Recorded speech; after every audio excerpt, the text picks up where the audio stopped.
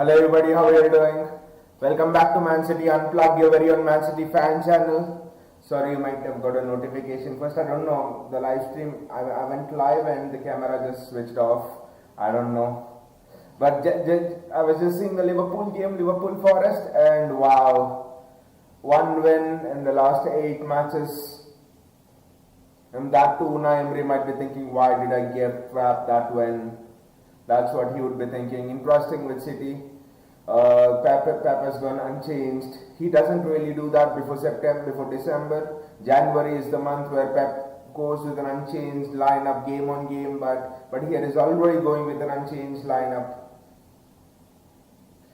And the battles will be very fascinating today because it's not Dan Burn and Trippier at fullbacks for Newcastle. If it was Dan Burn and Trippier, Shelby and Doku would have just said them goodbye. But it's Lewis Hall and Livramento, who I think are two very good defensive fullbacks. Lewis Hall is good attacking as well. I have it in my fantasy league, but he is but both the fullbacks are good. Fabian Schär comes back, so this is Newcastle, probably with the exception of maybe Visa. It's almost like Newcastle at its full strength. You could say City at its full strength. This is the best City team Pep has this season, to be honest. Could argue Koscielny fits in it, does not fit in it. John Stones fits in it, does not fit in it. Right now, it doesn't. Right now, this is the best team that City can field. So it's going to be a fascinating contest. Night game at St James's Park. It's going to be very, very interesting. And Liverpool are in 11th. Bayaji is here. Bayaji, how are you doing? He says it's a day of away wins. Let's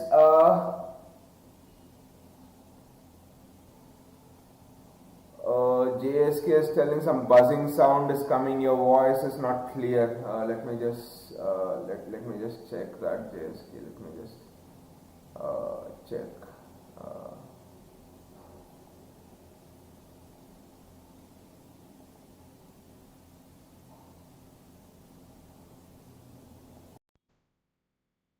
Hello, hello, hello. Right now, how is it? How is it, JSK? How is the voice now? Is the buzzing sound still coming? Is the buzzing sound still coming? Do let me know. Still coming, then I'll probably uh, check something. Yeah. Baiji says yes, sound not clear like Arne Slot after today's loss. Well, let me just check then. It's clear now. Yes, yes, it's clear. Yeah. I mean, laptop speaker were connected by default. Uh, Thank you for pointing that out. Gautam is here. Hey, Gautam, how are you doing? He says, "Hey there, citizens." Hey, Gautam. But what do you guys think about Liverpool's loss today? 1-8, 1-8, 1-8 in Nottingham Forest just played them off the park. Nottingham Forest should have had 4-5 goals, I thought, easily. They just destroyed them. Just a bet that sack Arne Slot or not. Because last season, and you know what Liverpool fans are telling? Well, City went through the same last season. And Liverpool fans on X and Reddit are telling City went through the same phase last season. City did not spend half a billion before going into last season. It's interesting. I think slots out before December. The man here, Eddie Howe. The man here, Eddie Howe, himself has not guaranteed a job till December. Interesting. No one would have predicted that in the top six, two of the managers might not survive.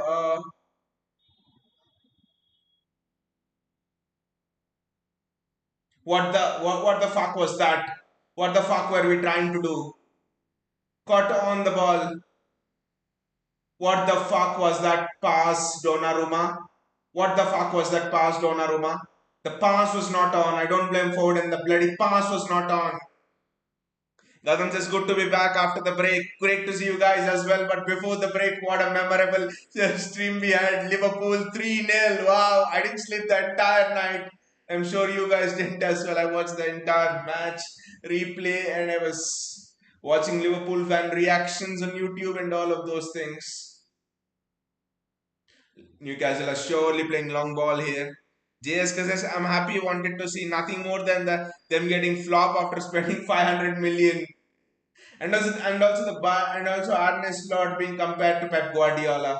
That had to stop. He inherited a Jurgen Klopp team, and and after that first title when he was comparing himself and telling, people were telling when Pep Guardiola did not win his first season, look at Arne Slot, generational manager and all that stupid stuff. Newcastle are pressing the shit out of us. Newcastle are absolutely pressing the shit out of us. Wow. Newcastle are just absolutely pressing us like hell. This match is going to be interesting. Jeremy Doku ball given away. Erling Haaland is through. Erling Haaland is through one on one. Erling. Haaland ka chance. Chance for Erling Haaland. How could he miss? He was onside. Well, he was onside. Erling Haaland. Another goalkeeper came. Goalkeeper covered it well, but I thought Haaland could have taken the ball away from the goalkeeper on his right hand side. Haaland should have gone onto the right hand side, rounded the goalkeeper. I don't know why he took that chance. Jesus Nuts took them in the forest and bent them backwards. Allison comes and the defense collapses. And all the Liverpool fans telling, wait till Allison comes. We will be back to our best. Gotham says Newcastle pressing hard. Erling should have scored. Erling should have scored, guys. Erling should have absolutely scored. Erling, what a pass from Doku that was, and Erling should have scored. I mean, I saw a stat which was very, very interesting. I mean, the highest dribbles per 90, Jeremy Doku is 8, 8.5, and the next best is around 4.5 or 5, which is Vinicius Junior. So Jeremy Doku has one of the highest dribble rate in Europe. This is interesting. Bernardo, Ryan Sherky. Newcastle are not giving a moment's rest on the ball. This is Bernardo Silva's game to control. This is a game made for Bernardo Silva. Without Bernardo Silva, we cannot crack this. I mean, I think John Stones would have been superb in this game with Newcastle's press. I don't think Ruben Diaz. I mean, I know Voltema did Diaz, but I just think this game is made for John Stones. By the way, guys, have you seen City have been linked with a new right back? Because rumors are Nathan Ake will leave in January. Kusanov might be the backup centre back for Nathan Ake. And Givario Feyenoord is the name we are linked with right back. Excellent in passing, fantastic pace, excellent crosses. Givario Feyenoord. It seems Bayern Munich have already held talks with him as well. So that is interesting. Enrico Riley, Jeremy Doku, give it to Jeremy Doku, Nico. Jeremy with the dribble. Ah.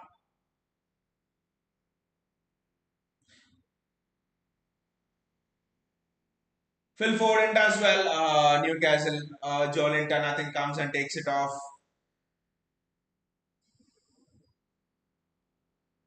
Can we see Liverpool like collapse with Arsenal? That would be hilarious. That would be absolutely hilarious. That's a City throw in. That's a City throw in. Newcastle are pressing absolutely well. I think except Fulham, everything were away wins today. And I bloody had Fulham goalkeeper and Fulham centre backs in my fantasy league. And I had Murillo as my first substitute in the fantasy league.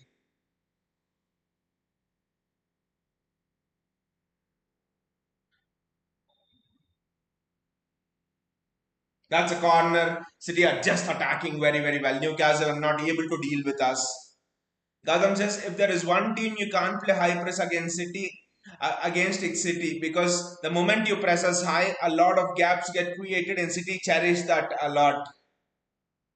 But Gautam, again, I think the counter argument could be, I think yes, this is true. But what teams realize, especially I think after the treble season, if you see teams like Bournemouth, if you remember the matches after the treble season, I think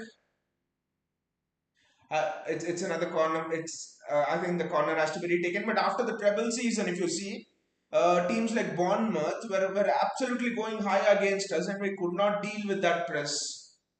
A lot of people say that teams have improved a lot now, such that even your teams like Burnley, Leeds, everyone have great players on the ball. So teams are able to play high press against City. Yes, you're right.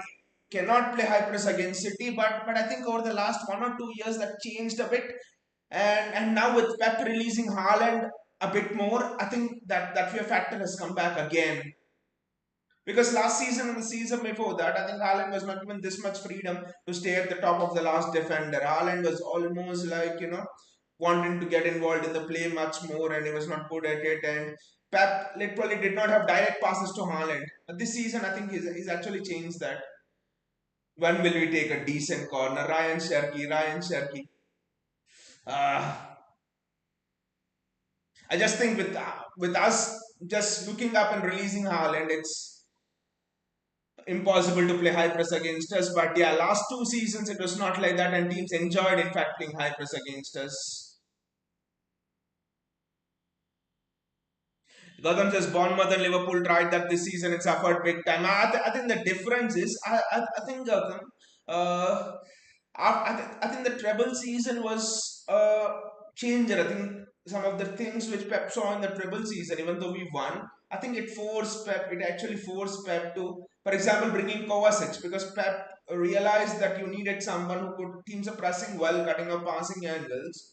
So Pep realized that you need someone who could run with the ball through the press and break it, which didn't quite work out. You could attribute it Kovacic injuries, but the biggest difference this season is he's just playing to Haaland's strength. You get the long ball to Haaland. Get the long ball to your fullback cross to Haaland. Liverpool, Bournemouth, great examples. Brentford is a great example. Who you could never have imagined that City will win 1-0 against Brentford scoring a counter-attacking goal. I think releasing Haaland is what has made us dangerous again. Newcastle are sitting in a extremely compact shape, mid block, and then they're trying to, press us and then break. We need to be very careful here. I think I'm missing John Stones, especially in this system.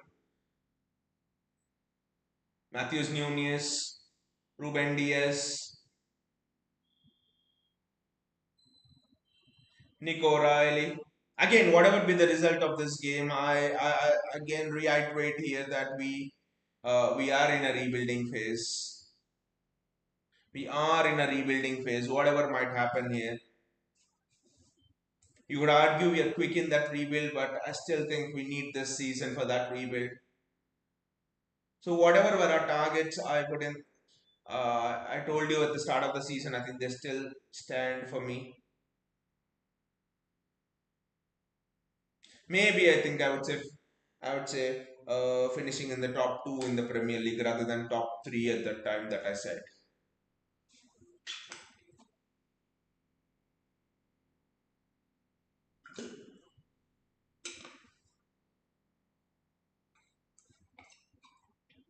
Ryan Cherky is just dropping.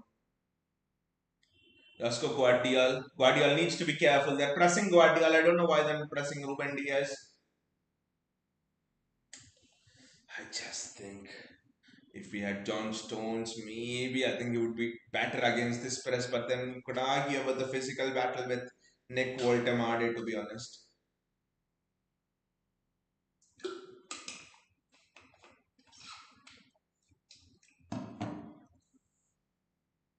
Pep knows Bernardo Silva is the key. Pep absolutely knows Bernardo Silva is the key. And by the way, guys, Anton Semenyo, a few people were linking, a few outlets were linking him with City, but I think he has a release clause. I think Liverpool are going to go for him, replacement to Salah, I think in January if the form continues.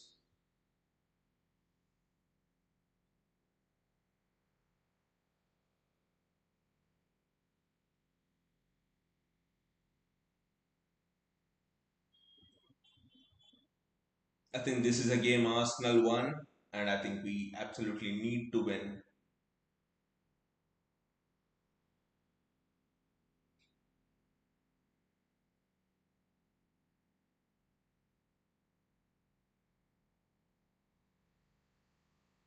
I think Matthews Nunes was absolutely turned around there, but Jeremy Doku does excellent defensive work. Hall and Livramento are just very good defenders. Doku against Livramento will be very, very interesting. Matthews Nunes, Newcastle have the ball. City are not pressing, we are laying traps and we are trying to counter press, if I can use that word. But Newcastle are just pressing like there's no tomorrow. They're pressing like their lives depend on it. We cannot concede today. We cannot concede today, guys. That's the only thing I'm telling. Because the way Newcastle are sitting deep, the way they want to play on the counter, I just think we. What a save from Donnarumma! What a save from Donnarumma that is. Excellent save from Donnarumma. Nick Woltemade. But what a save that is from Donnarumma. Wow. Wow. What a save that is. That is an impossible save. See that you cannot allow such a cross to come in. Honestly, you just cannot allow such a cross to come in into the box because it's very difficult to deal with Nick Woltemade. The height he is, I think, is 6'5". Oh, Newcastle have just got into this game. Donnarumma, I mean, wow.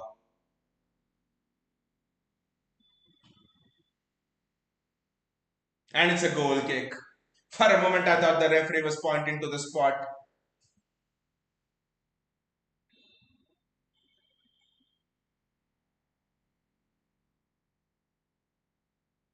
There's absolutely nothing. There's absolutely nothing there. I don't know what I know what Lewis Hall wants. There's absolutely nothing in that. That's a dive, in fact, if he's appealing for a penalty. Book him.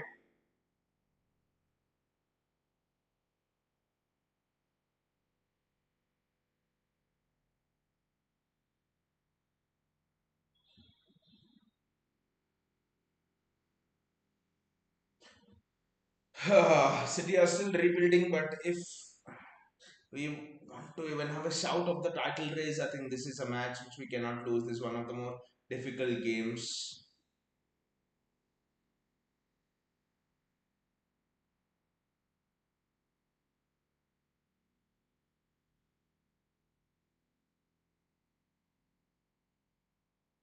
Donnarumma with a long kick, and that is an excellent take from Jeremy Doku. But the way Haaland went one on one earlier on, I think if that goal went in, I just think the St. James's crowd would have been quietened, and I just think Haaland should have scored that honestly. Donnarumma with another long kick. Ah,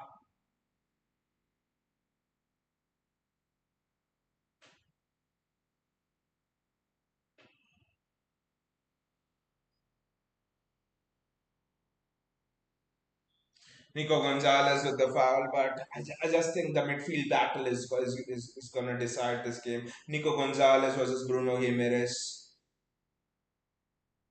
I think if Rodri was available, I think Pep would have put Rodri. Pep would have actually put Rodri alongside Nico Gonzalez for this game. Probably played Bernardo in a midfield three, Bernardo, Rodri, and Nico Gonzalez, and then played maybe Sherky out wide or Foden out wide. Sandro Tonali, you have to be wary of Nick Woltemade. Look at his size. Can't believe Newcastle have Nick Woltemade and they still are almost close to the bottom three than to the top.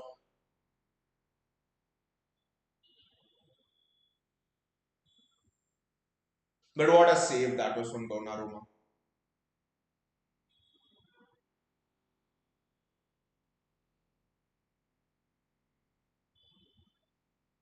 But very physical Newcastle midfield. I don't know. I feel that, well, Foden, Sherky, and Nico Gonzalez even. Sorry, Sherky, Bernardo, and Nico Gonzalez even work.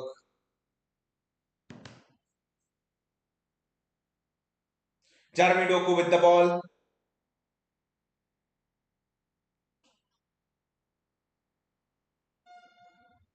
Ah, Jeremy, that good pass, but I just think Erling Haaland. Ah, this is a good chance for Erling Haaland, clearly. But Jeremy Doku driving with the ball central is just outstanding.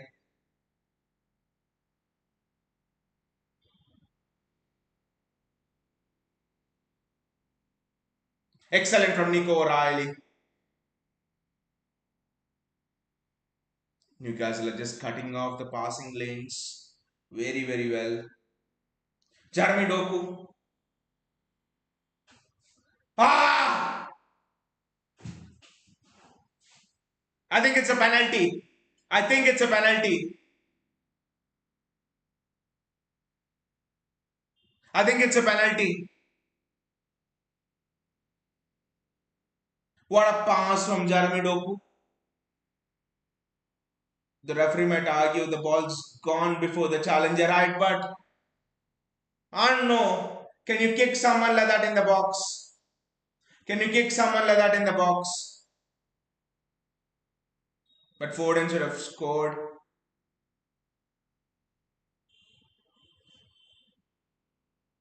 But again, can you kick someone like that in the box? He's delaying the restart, but what is happening, guys? Can you kick someone like that in the box? He's just got the shot off, but he's clearly kicked him in the on the foot there. Look at it, he's clearly kicked him on the foot. Has he given the penalty? I think VAR is checking.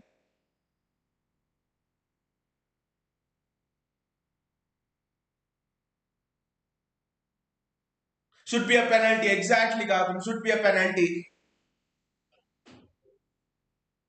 But it's not. I don't know what the rules are anymore. Not given. I don't know what the rules are anymore. Why is it not a penalty? The argument is maybe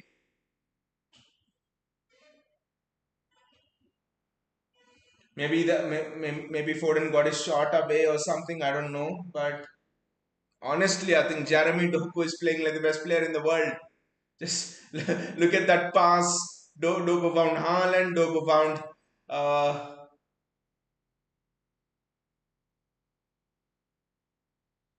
I think the ref has just lost it here.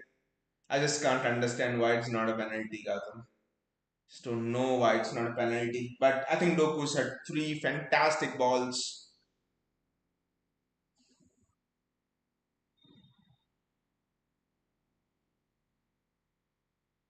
Haaland should honestly have scored at least one goal till now with the chances he's got. Gautam says Doku is everywhere. He's literally playing like he's the best player in the world. Look at the passes. Last season he was not able to find a single pass to his target. This season he cannot seem to miss a single pass. Every through ball is finding a target. People said Kevin De Bruyne has gone. Where's the creativity? Jeremy Doku is providing you the creativity there. Matthews Nunez on his own. Matthews Nunez on his own.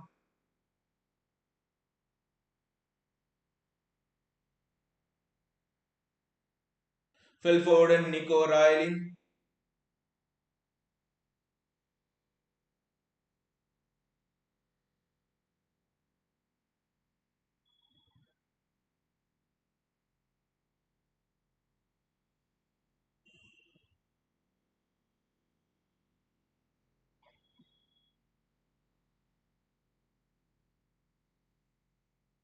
Jeremy Doku. I think it's a handball.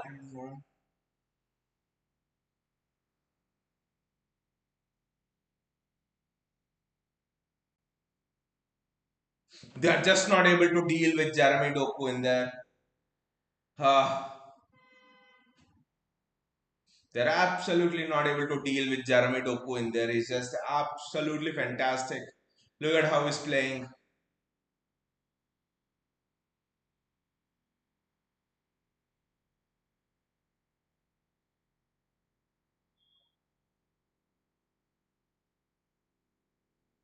It's hit his hand. Fabian Scher is just. It's hit his. I mean, you could argue where will he keep his hand. So I don't know.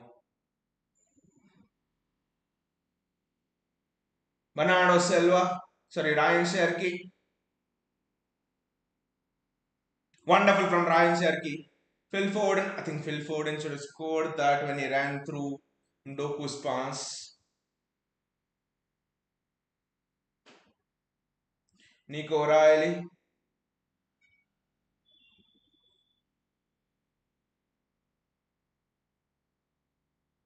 Nunez. Ruben Diaz. Gonzalez. Bernardo Silva almost sitting in as the third centre back, which is very interesting. The moment Bernardo went there, Newcastle have stopped pressing. Phil Foden.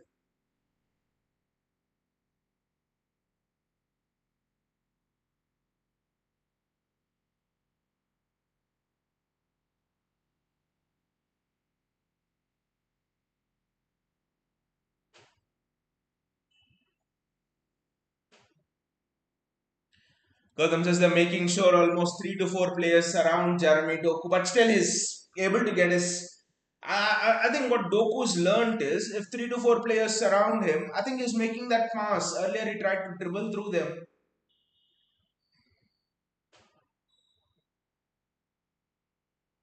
Newcastle are playing good one touch football around the box. Jacob Murphy is maintaining the width.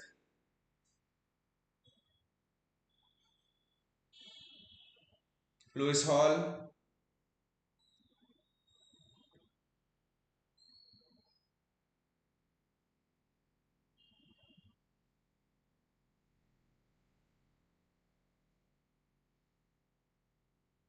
Lewis Hall is just getting involved in the play all the time. A lot, literally a lot.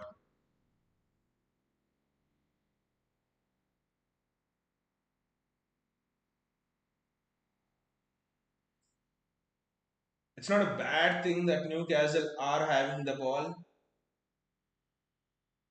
Jeremy Doku does his defensive work is just outstanding. And it's a yellow card, I think. It's a yellow card for a Newcastle player. I think it's a yellow card for Sandro Tonali. Ref needs to give a yellow card. I still feel if Haaland would have scored that first chance, it's not a yellow card, but if Haaland would have scored that first chance, it would just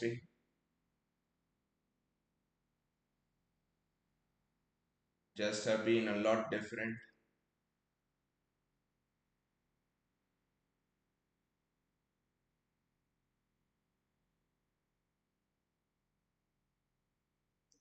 Nico O'Reilly, Ryan Sherky. I think that's a yellow card. That's a yellow card. Newcastle players keep kicking us, and how many times will Sandro Tonali survive without getting a yellow card? What the hell is this? How many times? I think it is Nick Woltemade. I think now they're taking turns to kick.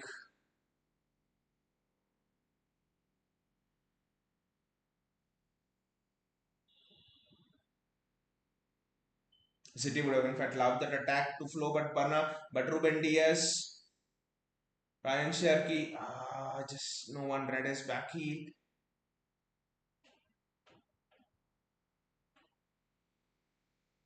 What a save again from Donnarumma. Donnarumma is having a super game today.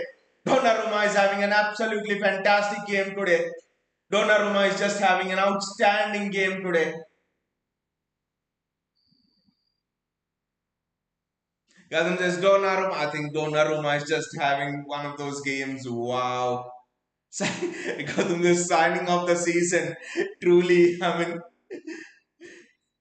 even in that Arsenal game, every corner he was punching out. I mean, people will realize, I think PSG will realize the importance of Donnarumma in the knockouts, and we will realize even more importance of Donnarumma in the knockouts. Bayajis is gifting too many chances. Midfield needs to be better. I just think Bayajit is no the physicality is just not enough for the midfield to deal with this. Tonali, Jolinton, Bruno Guimaraes.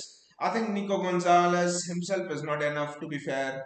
Nico Gonzalez, Bernardo, Sharky just doesn't work. I mean, I think it is not enough to deal with the physicality of this Newcastle midfield.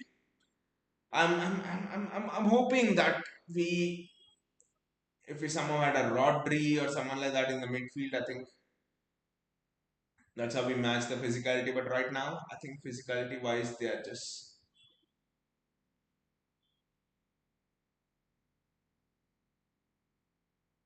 Donnarumma is just keeping us in the game.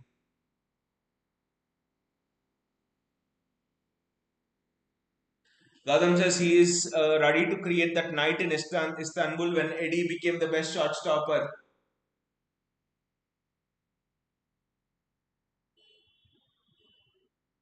I thought it's a corner for Newcastle now. Fabian Schär will come up.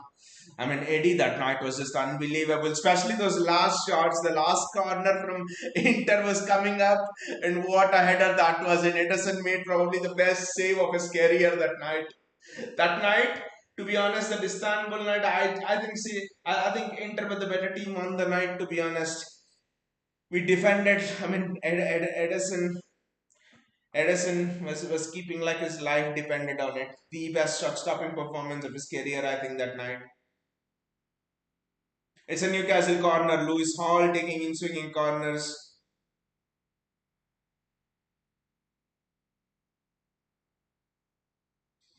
Ah, come on. I think in swinging corner, Donnarumma needs to come out and punch. But Erling Haaland can just. That was such a pathetic corner. I think Lewis Hall is also being coached by our set piece coach.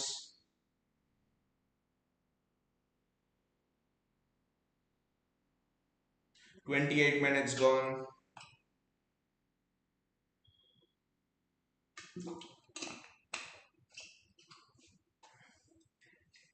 By the way, Bayaji, you were telling a lot of away wins today, except I think the Fulham Sunderland one. I, please, I think tomorrow the North London Derby is Spurs away, right? Spurs at Arsenal. I'm not wrong. I think please also pray for another away win there. That would be outstanding for us, but we need to do our job here anyways. Haaland will get chances. It's just that if he can finish it, finish them or not.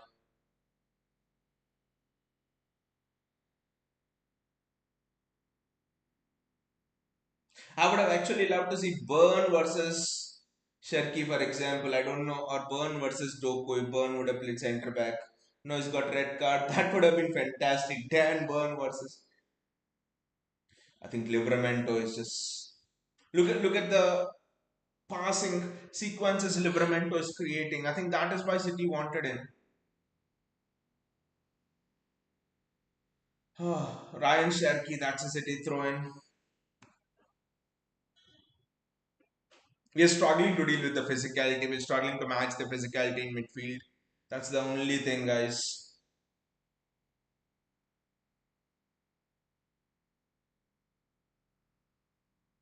Probably, I think this is a match for Reinders, to be honest. But can Reinders play the press as well as Bernardo Silva? I don't know.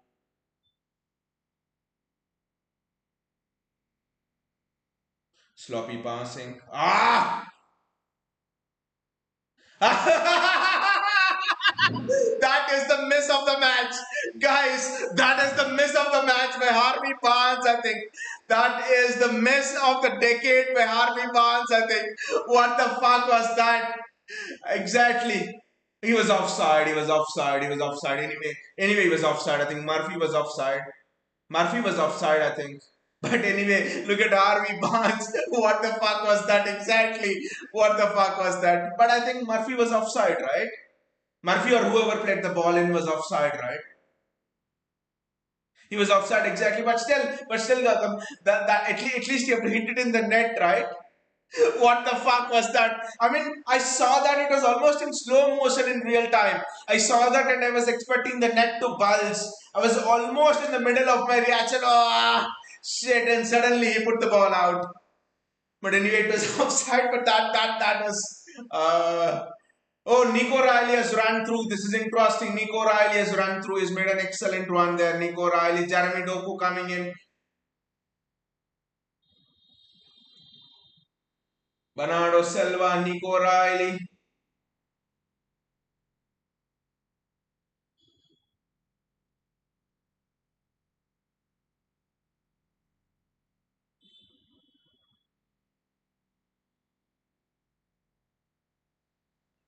Ah, he was offside, but what a tense moment that was. Ryan Sharkey there. Ryan Sharkey, can he find Erling Haaland with one of those crosses? That's a corner for City. I mean, every team's fan will be excited when they get a corner, but I'm disappointed when City get a corner. That of Phil Foden taking it. There we go again. At least take it short and give Sharkey an angle.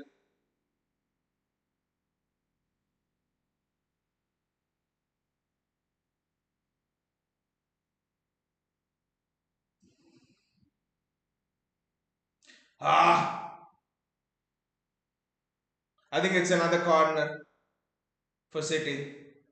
Kadam says if you are not able to sustain this midfield battle, then what will happen against Sunderland? I think the difference, Gautam, is Newcastle's midfield three, Tonali, Joe Linton, and Bruno Guimaraes, they're technically very good on the ball and also they're physical. But I think with Sunderland, maybe except Shaka, the other two, I don't think they're technically so good on the ball. Except Shaka, so they're physically good, so we can dominate them technically. I think with Newcastle, that's the uniqueness of the midfield. At least the corners are.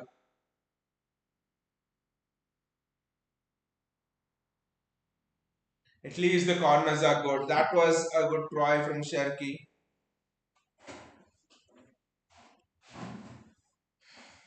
I just think this game is made for John Stones. You need the passing of John Stones to break through the press.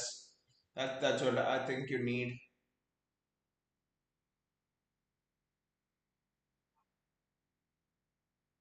I mean, people had that question against Liverpool as well. How can City dominate midfield of Gravenberch, supposedly McAllister with R3s physicality wise, but they were shit anyways.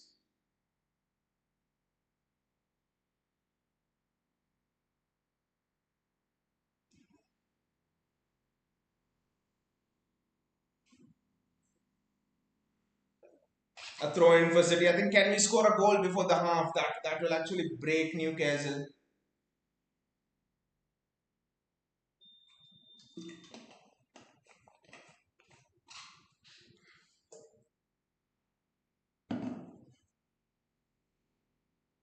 Great ball from Foden to what a ball from Foden to Jeremy Doku. Doku against Livramento. What the fuck was that? Guys, if Erling Haaland cannot finish that, guys, if Erling Haaland cannot finish that, I have no words to say. What the fuck was that, guys? Erling Haaland needs to score that. I don't know, guys, how Erling Haaland is missing one sitter after the other. In international break, he was banging chances harder than that. What the fuck was that Gautam by Erling Haaland? How can he miss that sitter? This is worse than Harvey Barnes. What an assist by Nico Riley. That should be 1-0 City. Absolutely, it should be 1-0 City. What the fuck was that by Erling Haaland? I mean, I don't know, Gautam, what is it? He had two great chances in this match and both is missed it. What a move that was by City as well. Doesn't this he just hit it on his chest with no power as well. And now CS concede a goal after that. Typical City.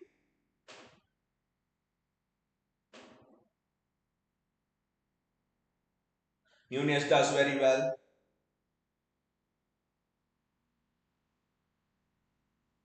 Countanya is here. Hey, Countanya, how are you doing? Erling Haaland.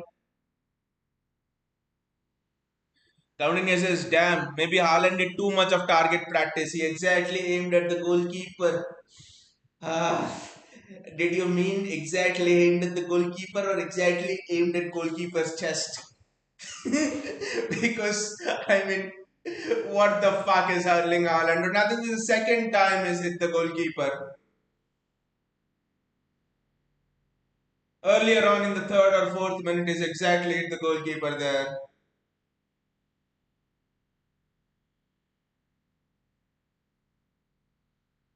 City should have been 2-0 up at least. And that Fabian Schär penalty on Foden. People might argue the ball's gone, he's taken the shot, but you cannot come on someone like that in the penalty area. I don't know. At least 2-0 up. At least 2-0 up.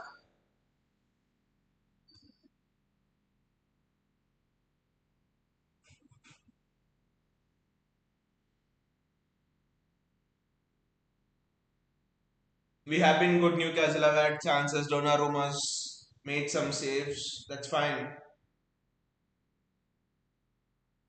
I think Jacob Murphy is getting so much space down that right hand side, and now Lewis Hall will swing in an in-swinging corner. I mean, I watched the Liverpool Forest game and I was so excited. Yes, Liverpool lost 3-0. Gibbs White scored for me in the fantasy league, and I was so happy. And Erling, Gautam says both teams have been wasteful. I think Gautam that Barnes' chance was an offside, so I would not count that as a chance. But I think Voltemade at least forced great saves from Donnarumma. But here Erling Haaland hardly forced any save. That is just directly hit at Nick Pope. That's just shit finishing. I know everyone has bad days. Bad days don't discriminate if you're the best in the world or the worst in the world. Everyone has the bad days, I know. But I think it's better Erling Haaland to probably time those finishes a little bit better. I know it's an instinctive finish, but I think those kind of finishes have to be better. I remember Sergio Aguero, how he would finish those.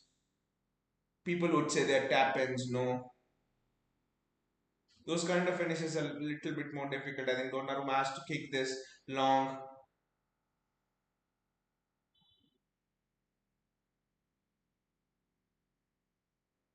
Erling Haaland does extremely well. That's a foul and it's a yellow card. I don't know why the ref does not give the yellow cards. He is not bloody giving a single yellow card. Jeremy Doku one on one. Livramento. Livramento is. He does well, to be honest. That is absolutely superb from Jeremy Doku. He skinned Sandro Tonali there. Whenever Newcastle get a foul, the ref is quick to point out. Adam Can says Haaland has ghosted a bit of a dead game. Haaland has not ghosted. Haaland has been excellent in everything except finishing. That's the only thing. Gautam says he can't score in every game, to be honest. That's true. But the levels is gone up to. We sort of think if he doesn't score in a game, then that's it. Haaland's in a crisis. That's the level which has really brought himself to that to at 25 years of age. Standing. Nico Riley, that what an excellent piece of skill. He just sent Jacob Murphy back to wherever he's come from. Jeremy Doku, this is excellent from Doku and Nico Riley. Just look at what Nico Riley. Adam Khan says Shaki and Doku have been electric, but can they convert? Doku's been superb. He's created three big chances in a game. And then in this game, so nothing on Doku and Shaki is done whatever.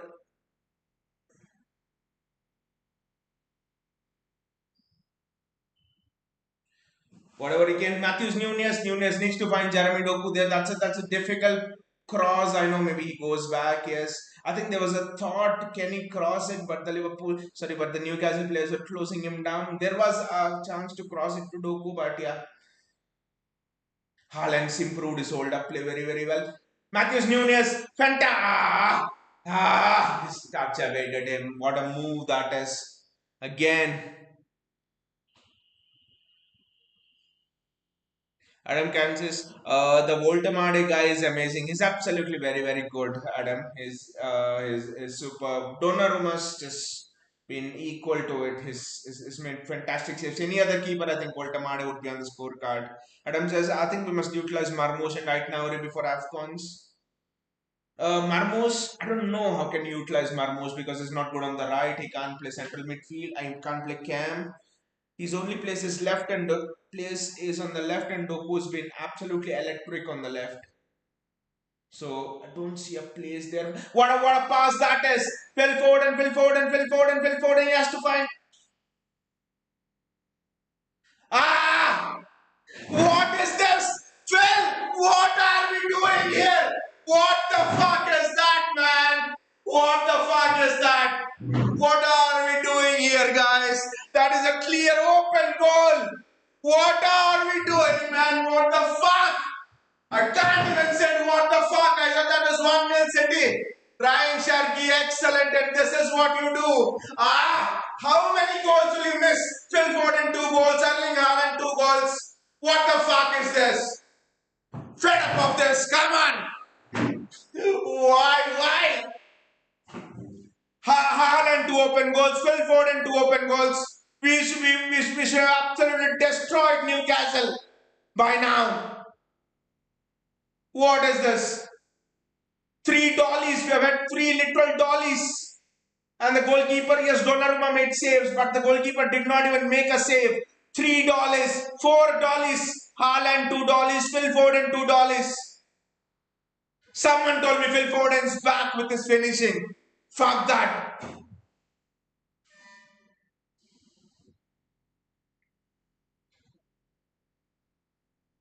Bayaji says none of them wants to score. Adam, I'll come back to your comment. But Bayaji says none of them wants to score. Very concerning. Char dollies. Bayaji 4 dollies. Adam says Foden turning into Sterling. Sterling 2.2. Sterling doesn't miss that. Sterling scores at least one of those. To give him credit. Sterling never missed 2 sitters in a row. I've seen Sterling being dumbass, but I've not seen Sterling miss 2 sitters in a row. Jeremy Doku, Newcastle are all over the map.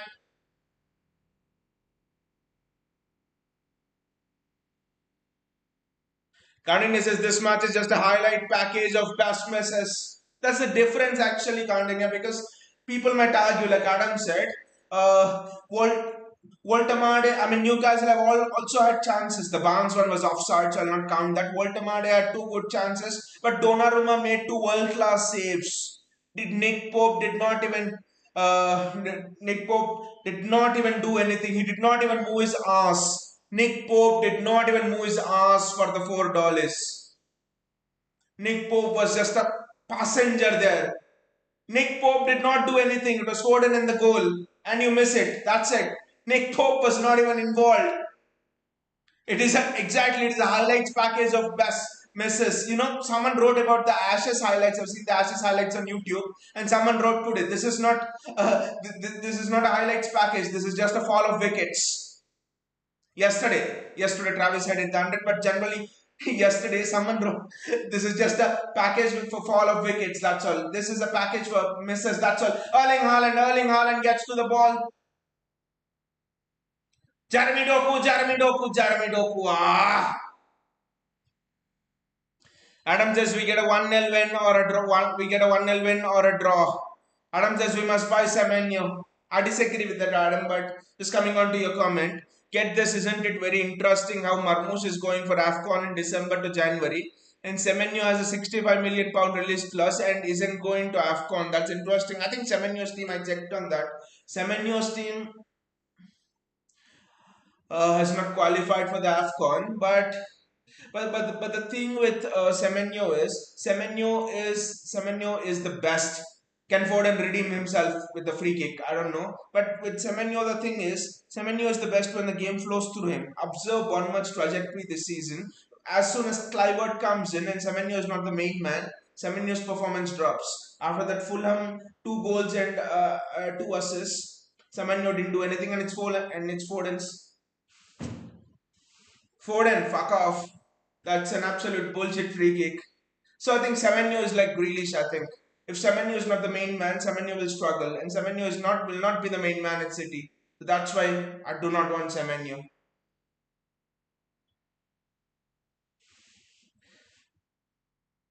That is excellent there from Matthews Nunes. Just see his turn of pace.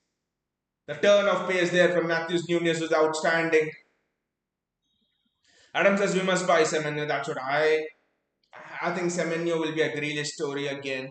Gautam says next half Bob should be bought to repeat his heroics. I mean, I still remember.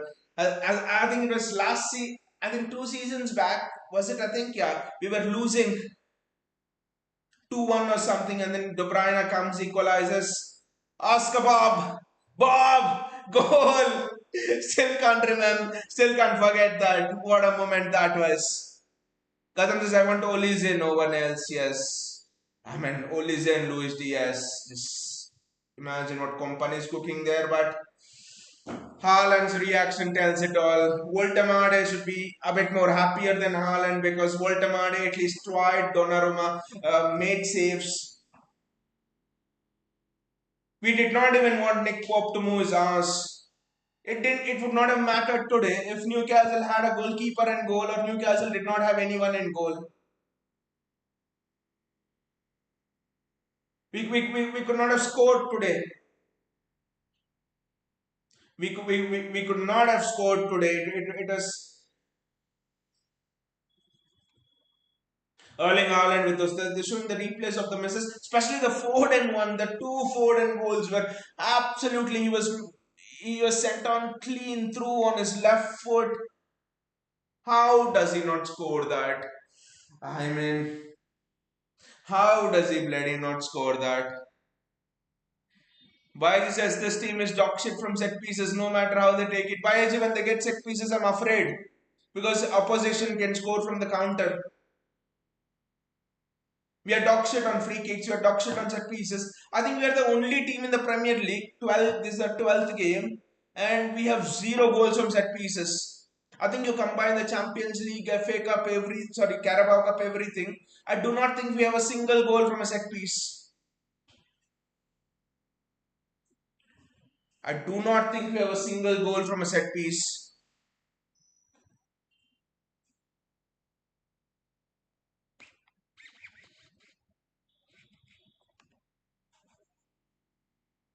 I do not think we have a single goal from a set piece. I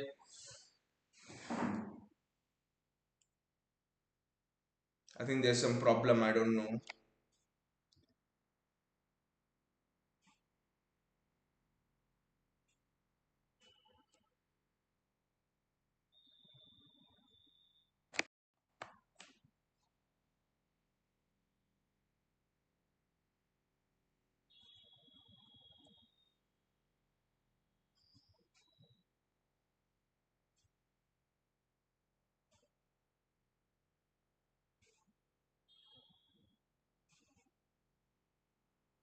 I don't know. I think there's a problem. Just give me a minute. I think the camera is just frozen. I don't know.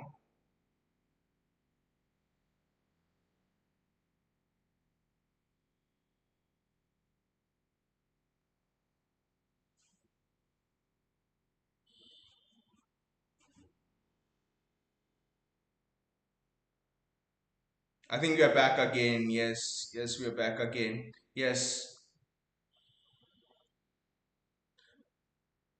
Can you guys hear me now? I think you guys can hear me now. Probably yes. Yes. So I think the camera was frozen there. Uh, Adam says Semenyo suits Liverpool. Exactly, he suits the Liverpool FC system. James Branch is a bit of a waste of time. Search me a job like that, Adam. The set piece coach. I don't know what he actually teaches. If the audio is not clear, just tell me again, so I'll adjust it. But if Trafford was in go, I mean, I don't know. I think it's harsh to judge Trafford to Donnarumma because Donnarumma is the best goalkeeper in the world. I do not think James Trafford is at that level yet. Vayaji says this one feels like a draw. It will be shameful after smoking pool in the last game. Bayaji, the shameful thing is not that this game is a draw, but the shameful thing actually is 4 dollies. कैसे miss करते that goal? I mean, how do you even miss that? I mean, it's driving me crazy. It's driving me nuts. I don't think there's any other stream in which after City missed a goal, I stood up and I went crazy. I don't. I mean, I don't do that, but still, that's driving me crazy. Phil Foden, one of the best left foots in the Premier League, will scores bangers from outside of the box. Scores absolute bangers from outside of the box. Misses a silly chance. Silly two dollies. Jeremy Doku has been the best player. Has created all the chances, and what have we got to show for it? Nothing. Absolutely nothing.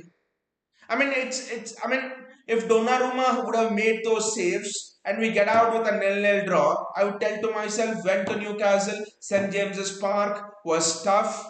Uh, Donnarumma made two excellent saves. We tried hard. A draw is not the worst result at a St James's Park. It doesn't put us out of the title race in any way because Arsenal still have a lot of tough places to go to. Gabriel is injured. So a draw is not the problem. The problem is we have got four chances. The game should have been over by now. The game should have been absolutely over by now. That is my problem. Look at Donnarumma make those saves. One, two, three. I think from the kickoff as well. My problem is you're missing sitters after sitters. By this is how come we have only one midfielder on the bench. Kovacic is injured.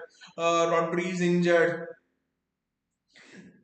Tejani Randers is the only one. I think Rico Lewis is missing due to some personal problem. I think. I just think we need to sign one or two midfielders. I think we need to sign one or two midfielders. They're showing Nico Altemade go through on goal one on one. This is outstanding goalkeeping there from Donnarumma. I don't know why they're showing the Harvey Barnes chance. That was offside. That was clear offside. I think Harvey Barnes and Phil Foden are having a competition in the. I don't know why they're showing, but clearly it's offside. They're having a competition like who misses the most easy chances. Probably Tuchel told them, whoever misses the most easy chances, I'll have them in my World Cup squad. Why this is, if you remember, Arsenal got a penalty against City when the ball was already gone, but Edison had fouled. I think 3-0. Yes, exactly. Bukayo Saka penalty. That was it. Yes, exactly. The ball was already gone. I remember it. I think that was the one in which KDB scoops over. What was the Japanese guy who was the right back at that time? Can't remember the name as well. There was a Japanese guy playing for Arsenal at right back. Then he gives the ball to De Bruyne. De Bruyne scoops over him and scoops over the goalkeeper and strikes a goal. Exactly, that's what I didn't understand. They're showing the first Haaland chance. Why did he not go on to his right, rounded the goalkeeper and put it on the open net? Why did he want to, lift it over Nick Pope? I just don't understand. Bayaji guys, see that first chance of Erling Haaland. Just take the ball onto the right, open goal. You take the goalkeeper away. Haaland should have had a hat trick today, to be honest. Easy hat trick today for Erling Haaland. By just exactly Tomiyasu. I don't understand Erling Haaland, the finishing. I think maybe the 100th goal, probably. I don't know. The 100th goal, I don't know. What a place to get his 100th goal it would be as well. Newcastle United, Alan Shearer, St James's Park. What this would be destiny if Erling Haaland gets his 100th goal here. This would be absolute destiny.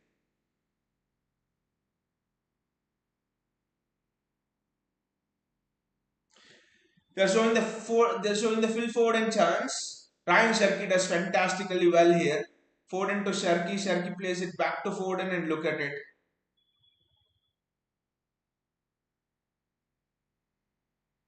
They're showing that Foden chance again and I just cannot.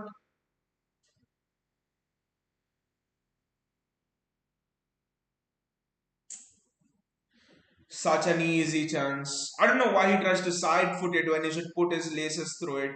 Side foot gives more spin to it, I reckon. Why Jesus, when in the form of his life, Erling shouldn't be missing such exactly. And then the sad part is there's no power behind those shots as well.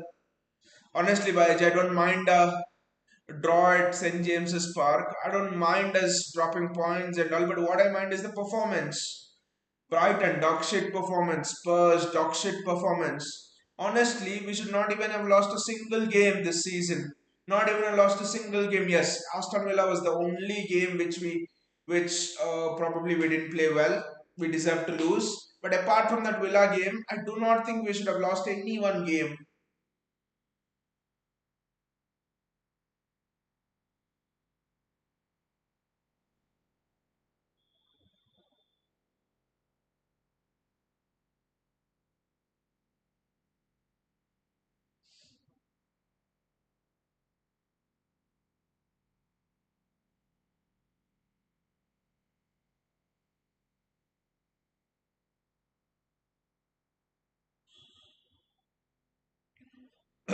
I mean, I'm just speechless that the game is nil-nil and that we haven't scored. Ford and O'Reilly should be having an assist.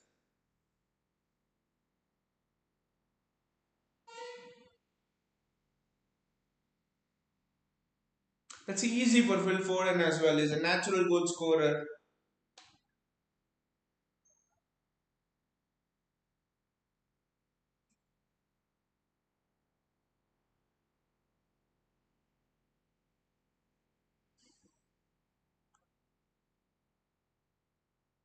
Let us not make this a great Saturday for Arsenal, to be honest.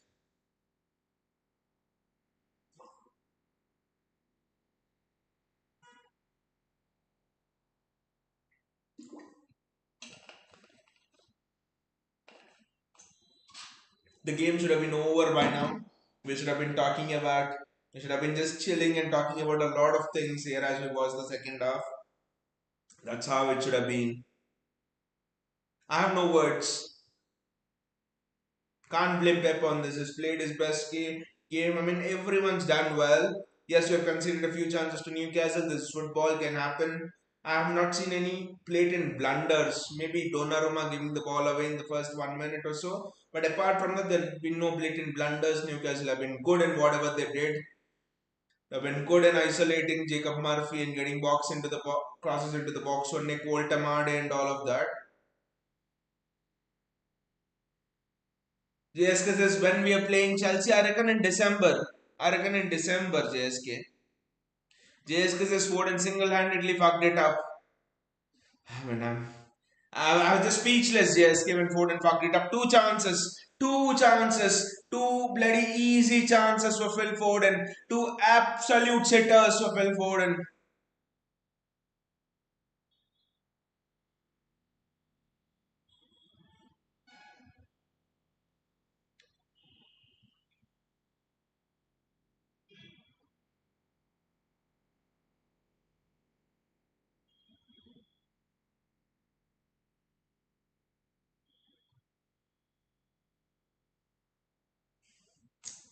I mean, dropping points again. I say dropping points at St James's Park is not the worry, not the worst result as well.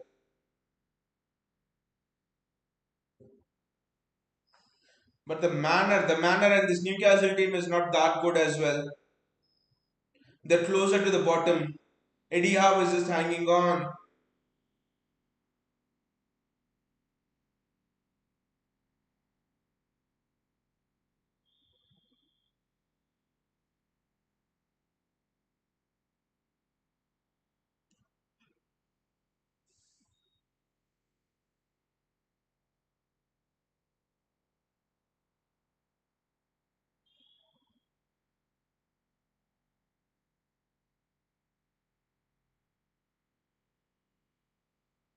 Is the 100th goal playing in his mind? That's the only thing I can say.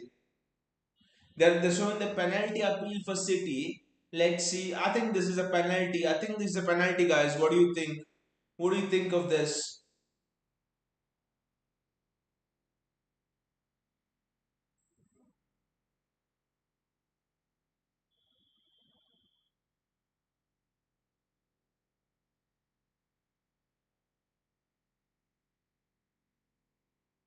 I think it's a penalty. I don't know. It's a penalty. Like Bayaji pointed out, they gave it for Saka.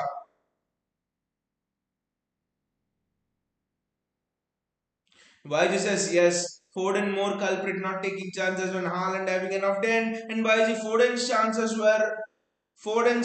were the easiest more than Erling Haaland because Haaland's first goalkeeper was not excuses, but Haaland's first goalkeeper was on him. Second goal was instinctive, but with Phil Foden, literally he had an open goal. Him and the keeper, that's it. Him and the keeper static. You had the entire goal to aim at. Foden's chances were very easy. Foden, I mean, he strikes goals from such distances. He strikes goals from such long distances. I'm just surprised that he's not buried these. I'm honestly surprised that he's not buried these. Nico Gonzalez has done well. He's done well, I must say.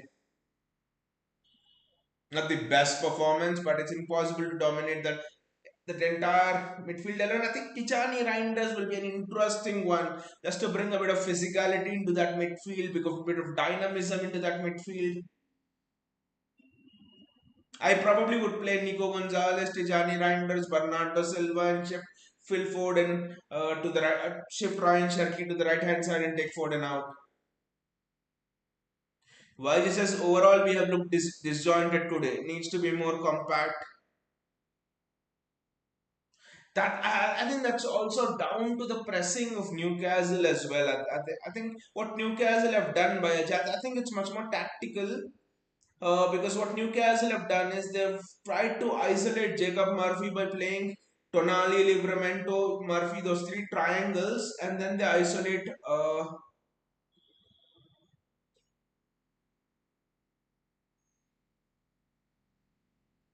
I don't know why it's not offside, but I mean, tactically they've done a bit of things better. I think it's more down to tactics in terms of the disjointment we have seen. Let look at Lewis Hall,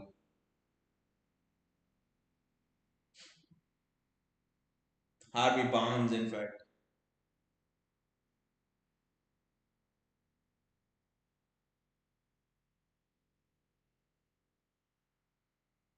I just hope Newcastle don't score from it. For a moment, I thought it went inside the net.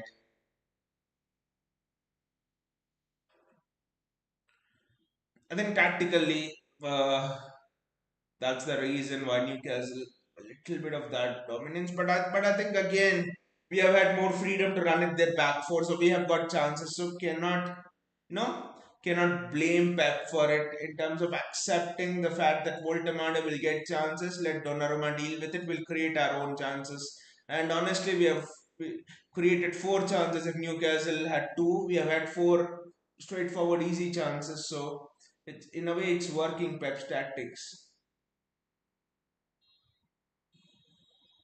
That's a hand on Doku's face. That's a bloody hand on Doku's face, and the referee is just not interested. Doku's got up.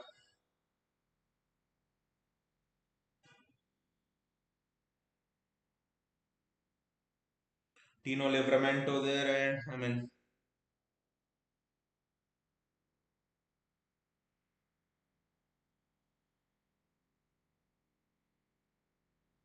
the ref's just not giving those them fouls on Jeremy Doku, and Jeremy Doku has got the ball. Ah,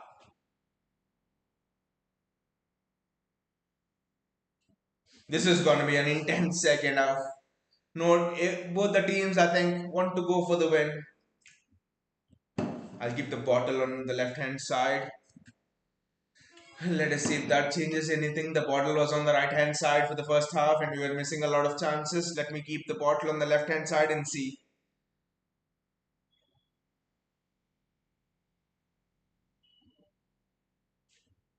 We are looking to play through Newcastle's press here. Jeremy Doku. Erling Haaland is through. The bottle is on the left hand side. But I don't know why I said the bottle is on the left hand side anyway. But superb there again from City, the way we played through their press.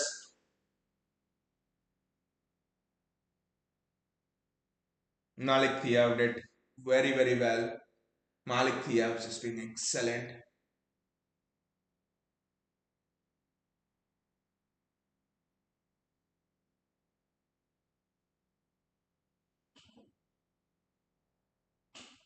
Ah! Bernardo should have scored. I mean, should have at least tested the keeper. Player of Bernardo's class should have tested the keeper from there. He's cutting on his left foot. No, Bernardo should do better. Guys, Bernardo should do better from that. It's not a chance like Foden's, but on his left foot, a player of Bernardo's caliber, the net must ripple there. The net must ripple there. A player of Bernardo's caliber cannot do that. Two chances already for City. Whatever you say, Pep has made this team into a chance creation monster. We have created five straightforward chances that Bernardo's chance should have gone in.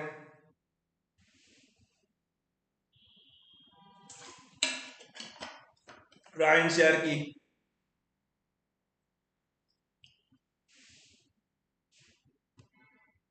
I think it's a goal kick. Bernardo cutting in on his left hand side. He needs to. I think he needs to keep it low more than aim it there. I mean, I don't know. We are creating chances. Unlike against Villa where we were shit, we are creating chances.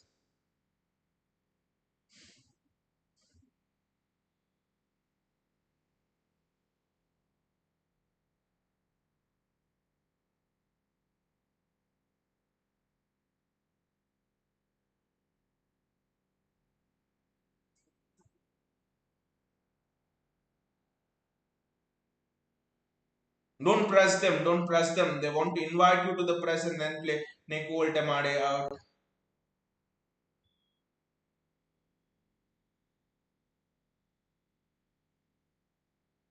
I just think maybe a Reinders is the difference today. A Reinders could be the difference today. I don't know, but Reinders could be the difference today.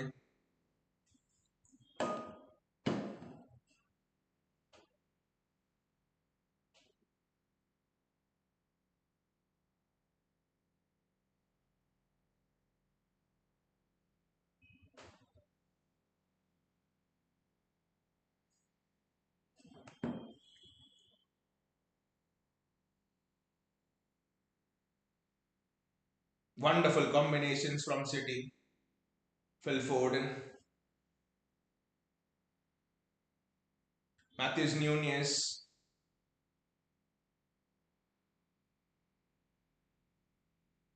Jeremy Doku. That's a foul on Jeremy Doku.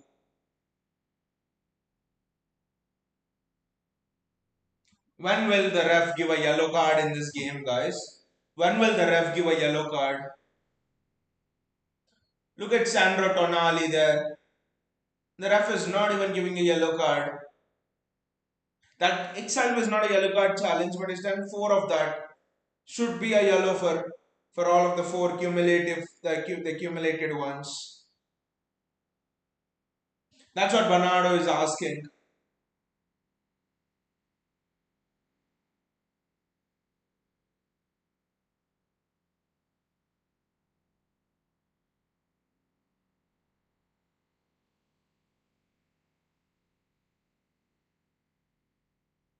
Can Phil Foden redeem himself? But I really want Ryan Sharkey to take this free kick.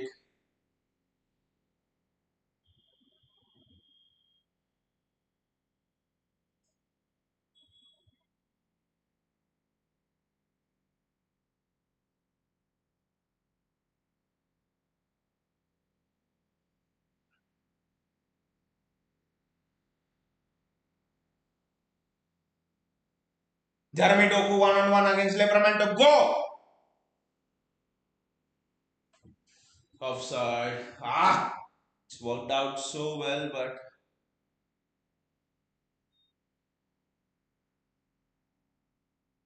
he wasn't offside. He bloody wasn't offside. Doku was not offside.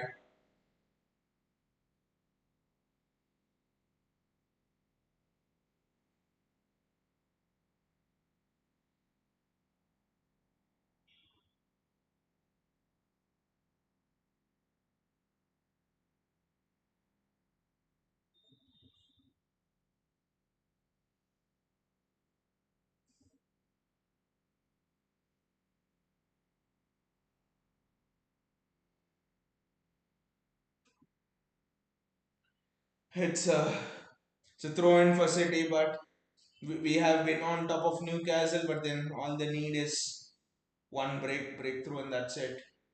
One break, and that's it.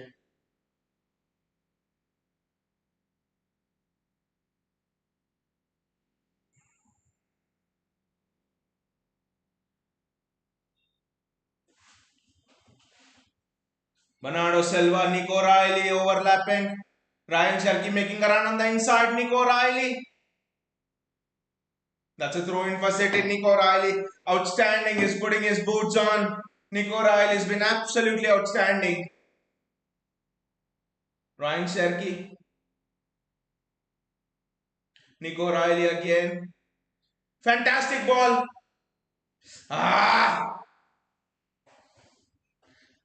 maybe Ryan Cherky could have been a little bit more cuter there. I don't know. Newcastle looks like they might be on the break here. Doku get back. Doku get back. Doku get back. This match is just a seesaw. It's just an end-to-end game. O'Reilly is brilliant again. Ruben Diaz actually reading that action brilliantly. Ronaldo's been very, very good, to be honest. Yes, he's made some annoying challenges, but in general, he's been good.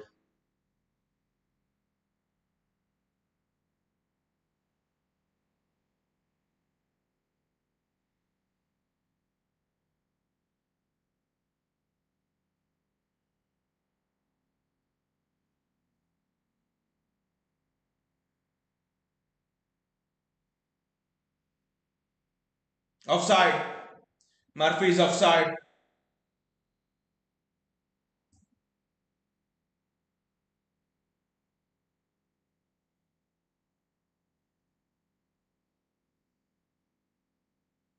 Yo Nevisa over there, but again, the game's a seesaw. It's end to end.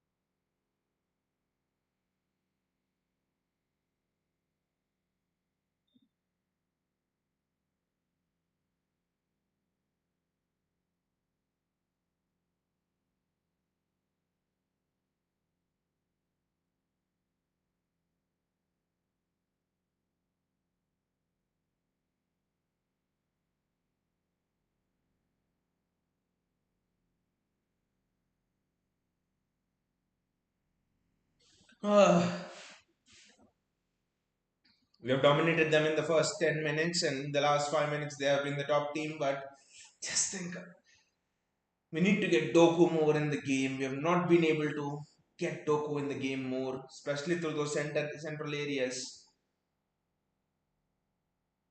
Good ball there from Lewis Hall. Excellent defending there from Nico Riley. Nico Gonzalez. This is superb there. Bernardo Silva. Jeremy Doku. Ah! That just evades him. Ah!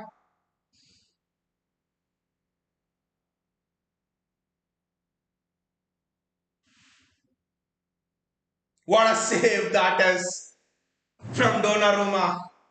What a save that is from Donnarumma. Guys, what a save that is from Donnarumma again. This guy is just something else. Just look at Donnarumma. Murphy is of course onside, but just look at Donnarumma.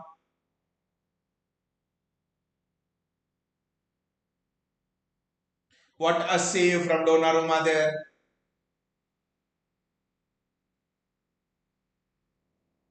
Wow.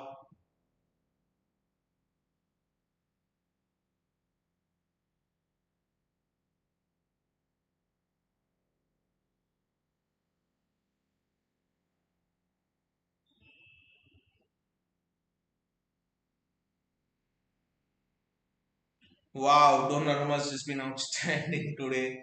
This is world class goalkeeping. Beyond world class, I must say, in some aspects. Nico Riley,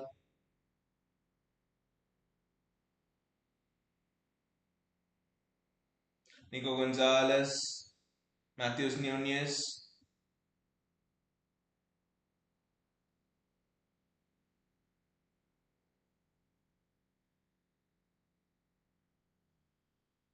Jeremy Doku, one on one against Livramento. Ah! The cross just didn't have the pace on it. Difficult for Haaland. That's extremely difficult for Haaland. The ball just didn't have the pace on it. It's just 59 minutes and the action's been bloody end to end, end to end.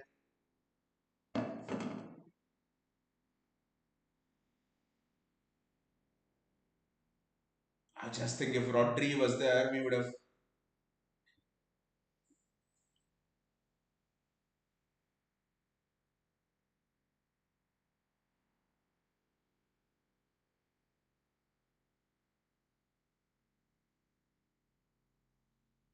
I think if Rodri was there, we would have won this game. There wouldn't be no question of a midfield battle.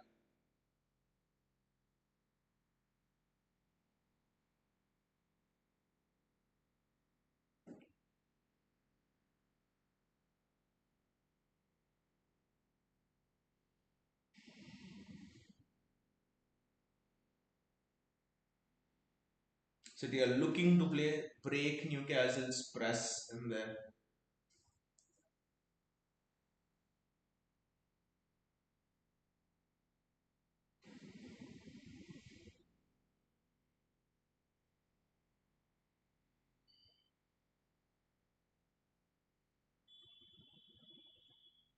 Look at what Joe Linton is doing there. That's the thing. He's not even giving a yellow card, that referee. I can't understand that. That's such a blatant yellow card. The ref is just not giving it.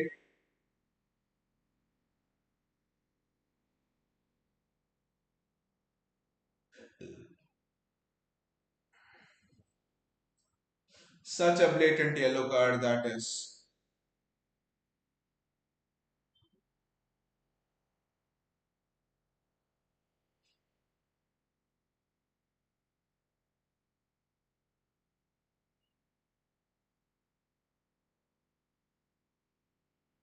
Good ball into Doku and what a touch.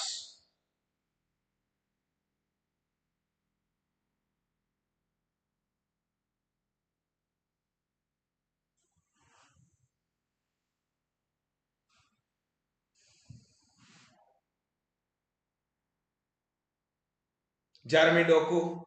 I think O'Reilly has to overlap, at least as a decoy. It's another thing if Doku uses him or not, but O'Reilly has to overlap on that side as a decoy because they're doubling up on Doku, to be honest.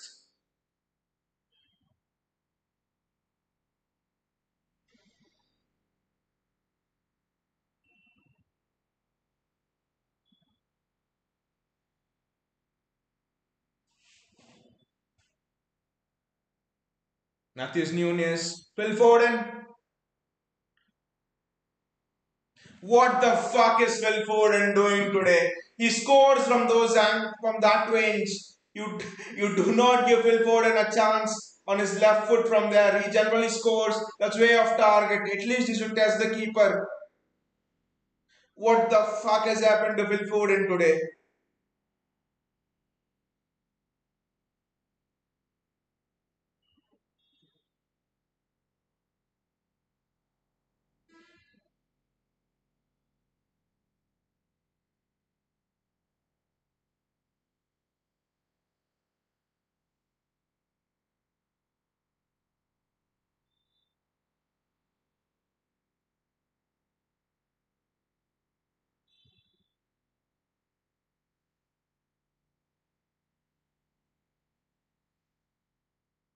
And Newcastle score. This was expected.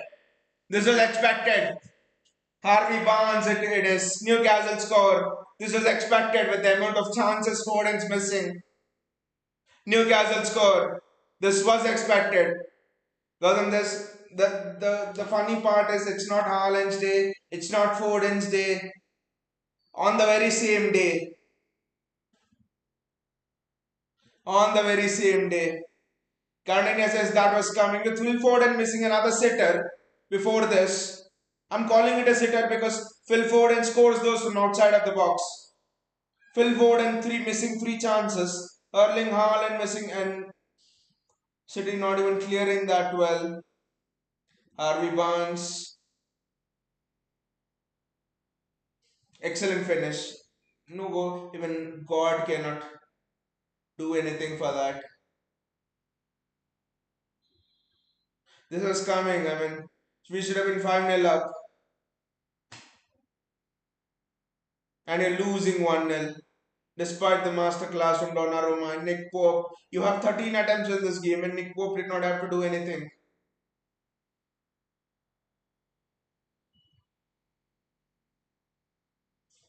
Except Arsenal, what a Premier League season this is turning out to be.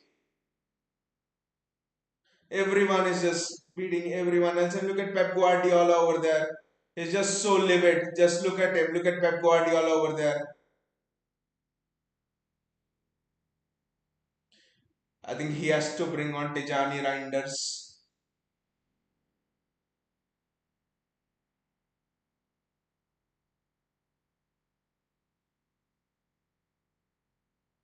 And Newcastle are attacking again.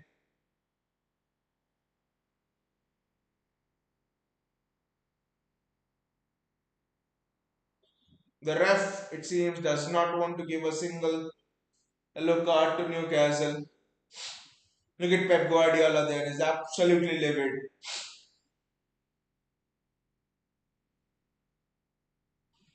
Come on, guys, let us believe we can do this.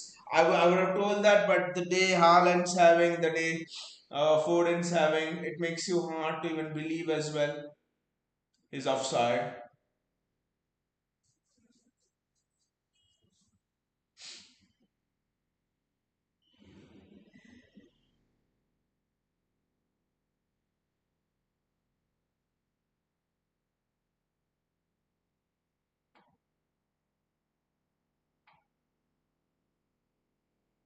Jeremy Doku, can he do some magic?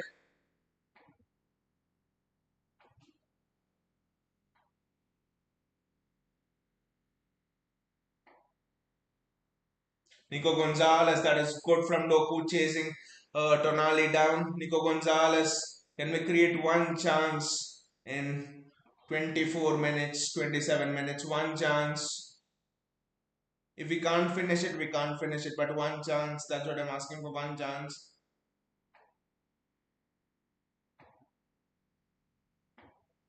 Malik Thiaw as well, but that is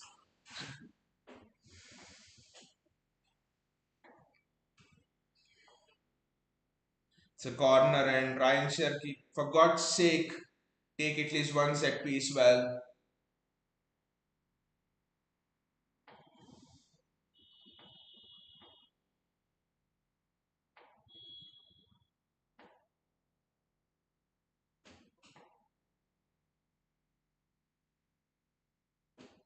What? Somehow we score! Somehow we score! Somehow Ruben Diaz scored! Somehow Ruben Diaz scores! What? I don't even know how that went in.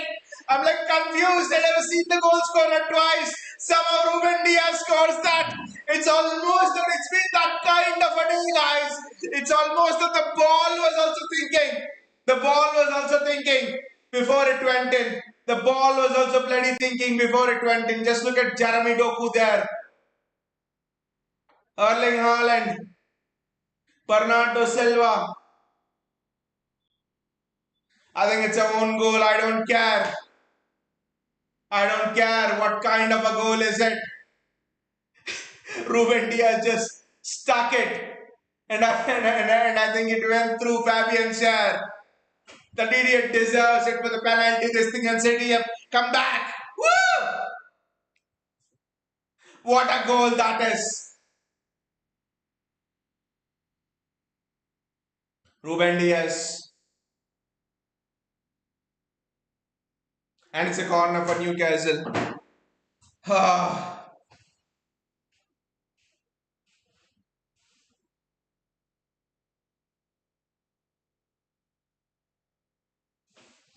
Ruben Diaz is not on the pitch. And now Ruben Diaz can go. Gautam says Newcastle haven't won the last two matches scoring first. But Gautam, first let us defend this corner well. But did you see, Gautam, how the ball went in? It's almost like the ball was thinking twice. Today, should I go in for City or not? I just can't watch this. An swinging corner, right foot, and it's offside. Was it? No, it's another corner. Nick Voltamade in there. I just can't watch these corners. Look at Ruben Diaz bleeding today. That's inspiration. That's leadership. If this doesn't inspire City, then nothing can. I just can't sit and watch this. Just can't sit and watch this, guys. What? What a header.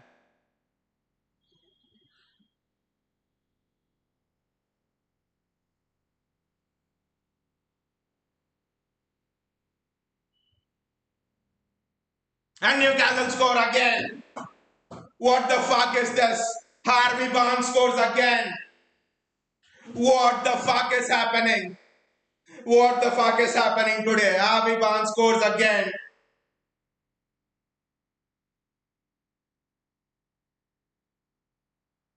I think Copenhagen Rocks is a Barnes fan, but what the fuck was that?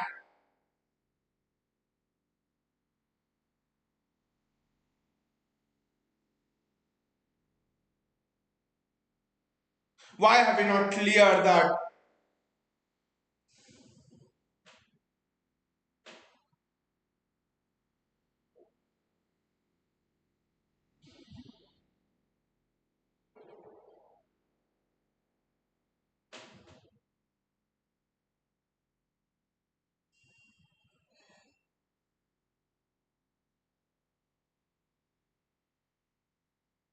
Is there an offside?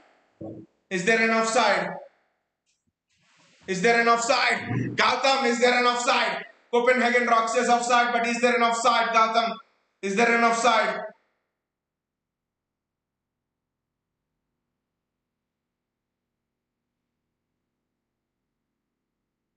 Is there an offside? Why is Copenhagen Rocks telling offside?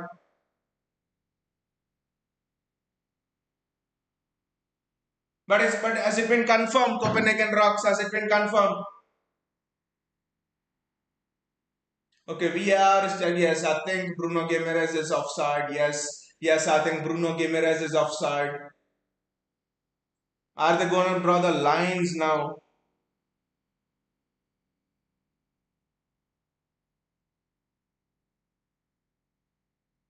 At least from here, it's clearly offside, Copenhagen Rocks.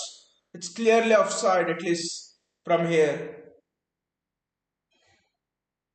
Copenhagen Rocks is not confirmed but looks off. Exactly, it looks off. That's what I'm telling. It looks off.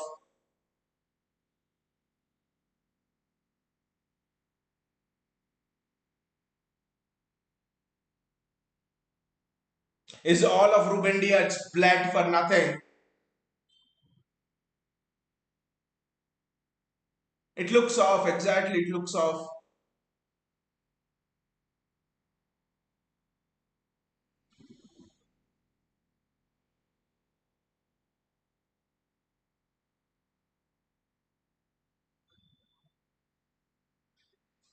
It's not still confirmed. Copenhagen Rocks. Gautam, what do you think?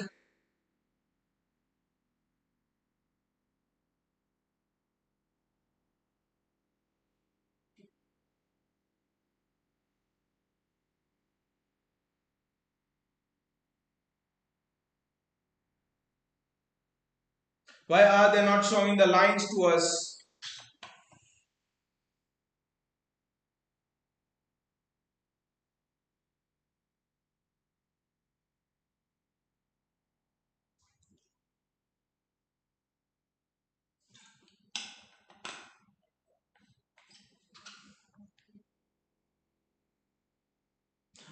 They've given the goal. What the fuck? They've given the goal. But why? But why?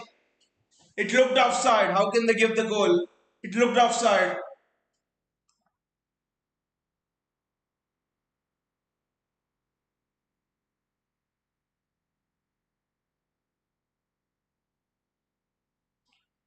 But how is that a goal? I don't know. It clearly looked offside to the naked eye. Maybe they would have drawn some lines and geometric projections, done some coordinate geometry. What the fuck? From 1-1 to 2-1. Copenhagen Roxas looks offside is different to being. Yeah, that's what I'm telling. They would have drawn some lines with the sleeve and all. But clearly, when you looked at it, it was not even close. He was clearly offside. Bruno Gimenez, but again, we'll have to maybe see across the line. I don't know. Again, it's a 2v1.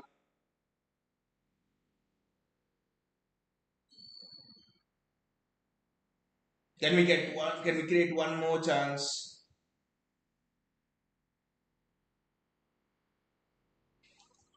Can we create one more chance? Copenhagen Roxas, bro, it was close. Yeah, that's what I'm telling you.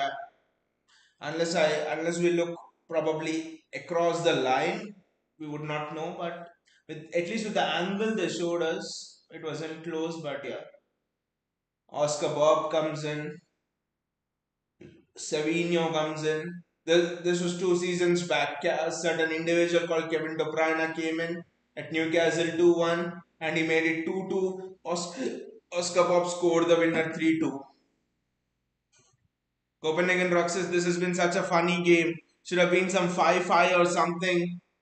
Exactly, Donnarumma saving on one side, and City honestly do not want to put the ball on the net on the other side. And the goals also going in one of the most funniest manners as possible.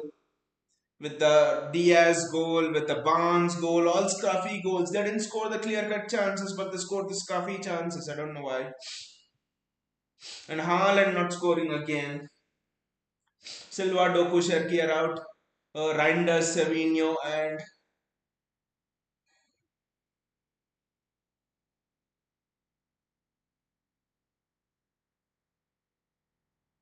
Oscar Bob are in.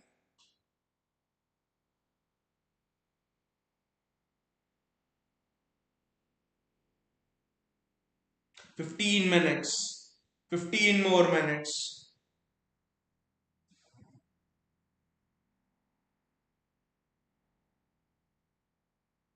Copenhagen Rogers, perfect result if it stays this way. I think you're an Arsenal fan, right? I think you're an Arsenal fan waiting for the last 25 years for the trophy.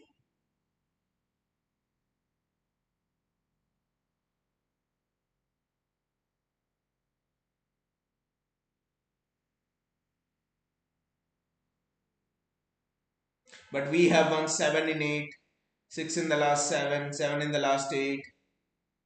So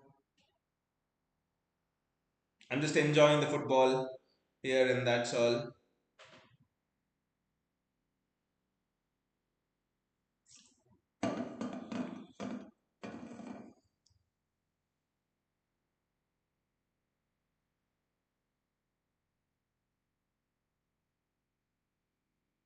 Nico O'Reilly, Nico Gonzalez.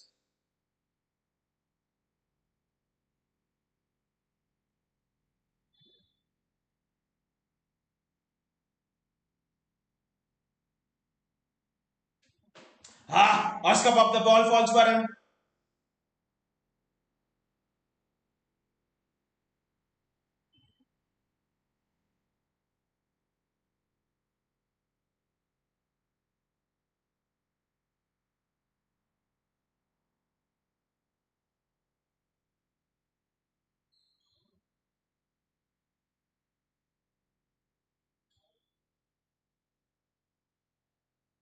Right, Copenhagen rocks. If you think about the number 2008, whatever it says, and still we have more Champions Leagues than Arsenal.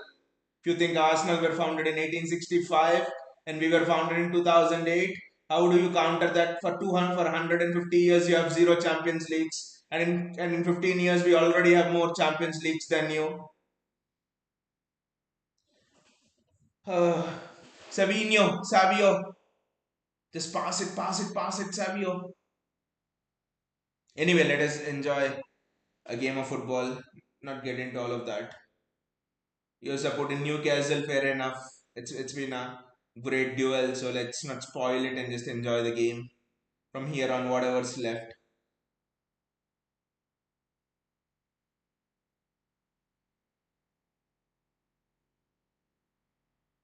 I was speaking about Champions League, not UEFA Cup.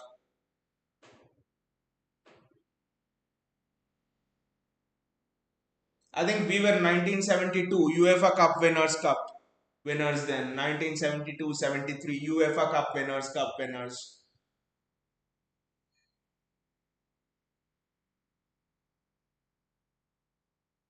I think he had to bring on Omar Marmoush, and I think he bought on Marmoush anyway. Ah, that this ref. It's not. And Tonali will sleep the entire day on the field now.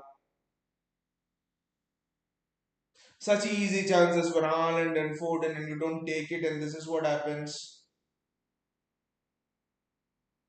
You tackle that, and the ref is gonna give the challenge on you. I mean, foul on you.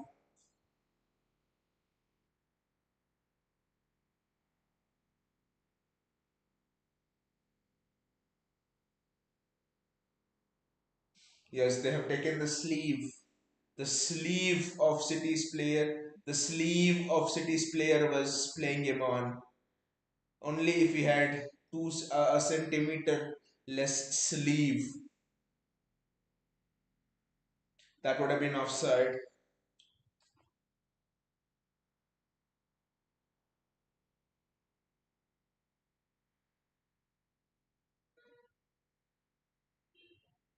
Sandro Tonali is such an absolute prick.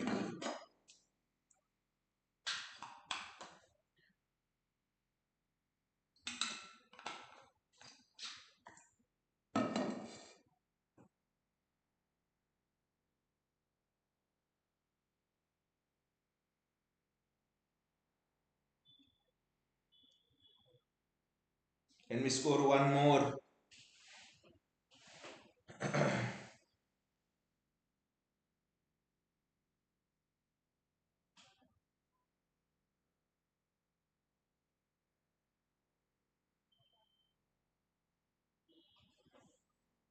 Wonderful tackle there from Nico Riley.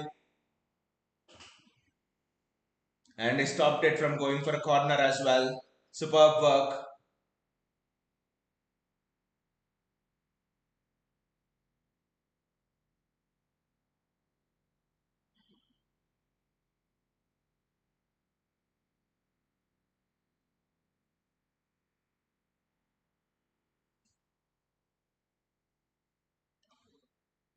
Savinho.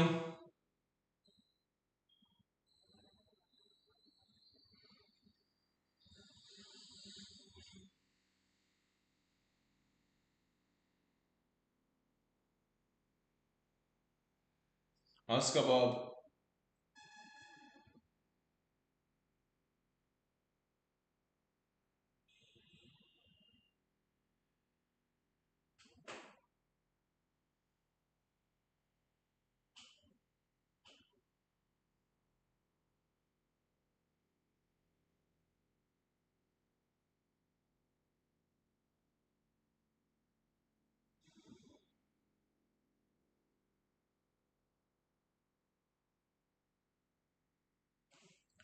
Nico Gonzalez. Time is slowly ticking away. I mean, the worry is we have not created a chance since going that goal down. So can we create a chance? That's the thing.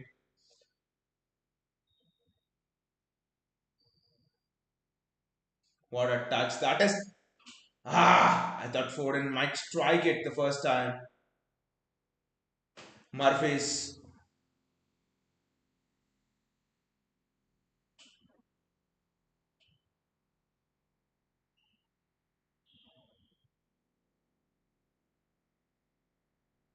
Sandro Tonali.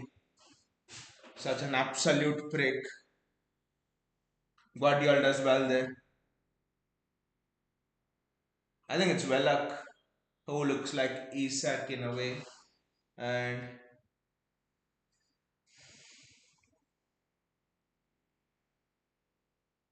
I think Newcastle will struggle this season due to Champions League anyway.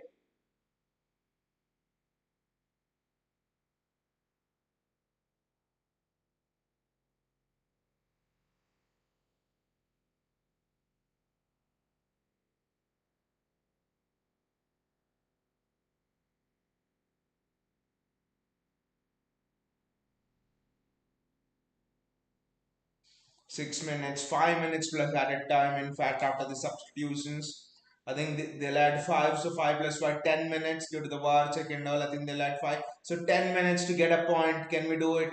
10 minutes to get a point.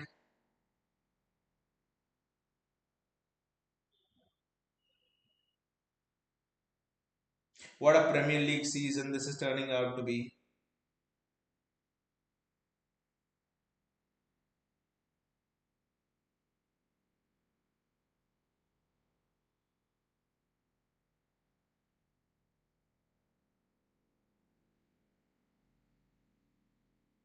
Savinho.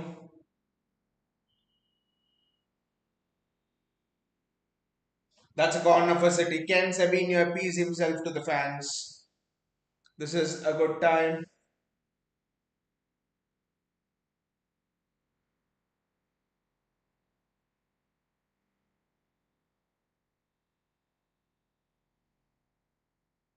Phil Foden. I don't know why it's not gotten Marmoush.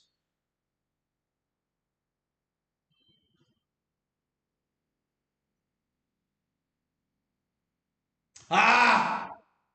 Savio! That was a chance. Should have buried it on his left foot.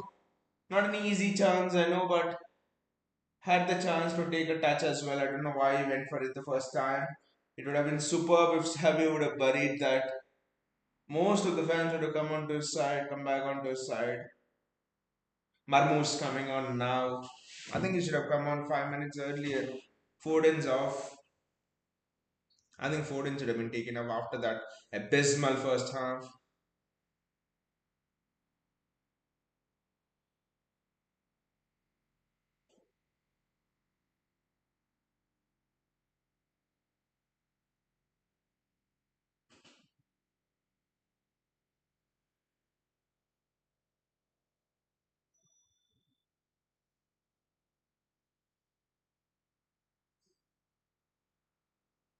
Time's ticking on, but this is a club that believes. Our motto has been fight till the end. Can we do it? Come on. Come on, City.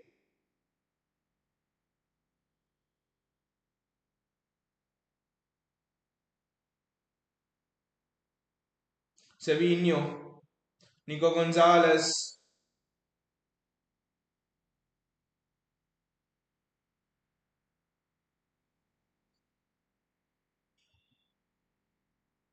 Savinho again.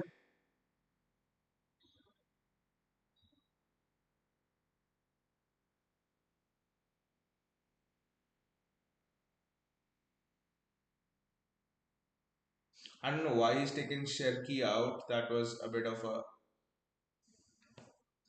Because there's no creativity at all right now.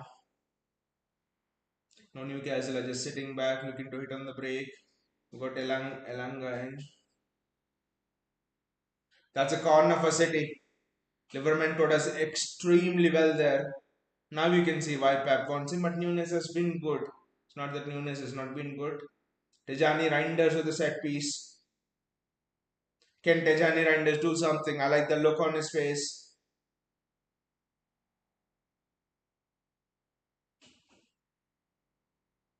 What the fuck was that corner?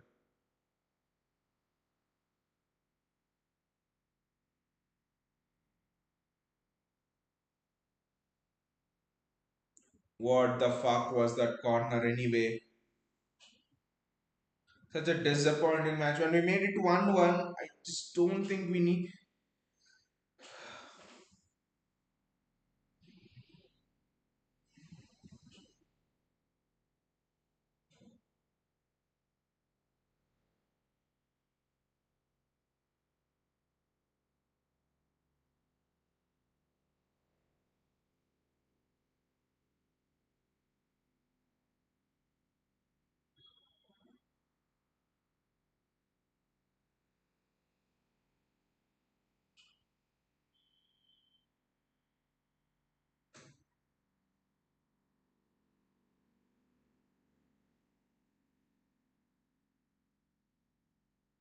This was a match we should have easily won. Phil Ford, and again I blame it on Phil Ford, and I don't want to, but that is the truth. I don't see in any way how we could have defended better for both their goals, but hell sure we could have just attacked. We could have just taken our chances. We would have been all right.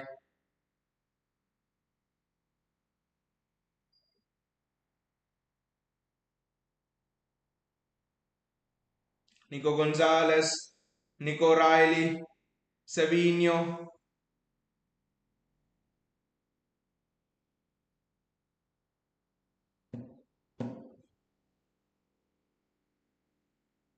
Cardenas looks like City has a better chance of scoring from an opponent's goal kick by pressing their goalkeeper than score. Exactly, I mean, when we have goal kicks, it's a chance for opponents to score.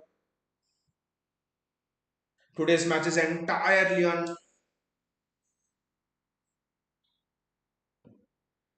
I mean, Cardenas City is beyond being worse in corners. We need a new word to describe how shit they are.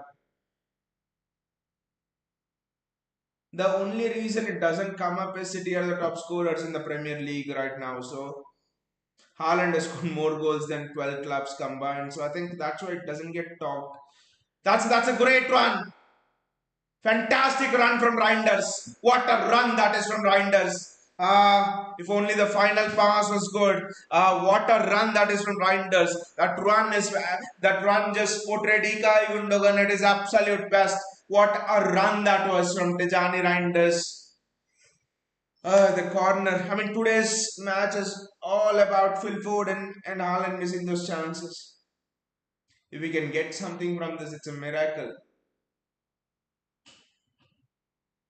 Savinho, Reinders. Why does he pass it back?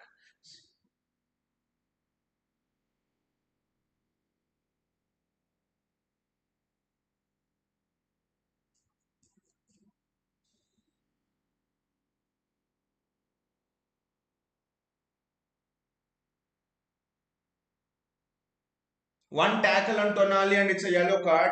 That idiot just went on nibbling away in the entire first half and second half, and he doesn't even get a single yellow card.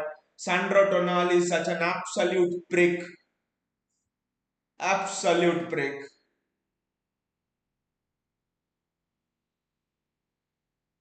But I think today, for both the goals, I think you do not blame any of the defenders or something. There may not been any defensive lapses.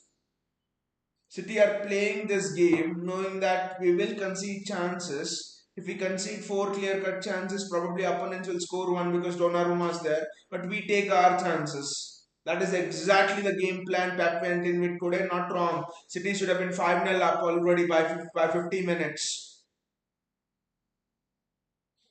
Especially if I just can't believe how bad Foden has been.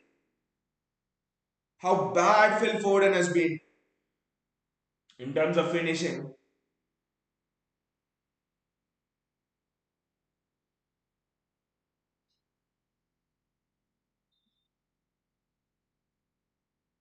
And it's a Newcastle throw as well. Bloody hell.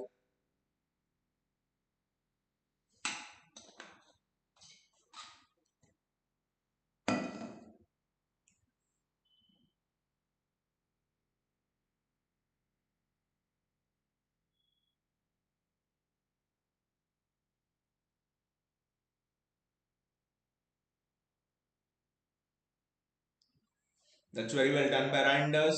Josko Guardiol.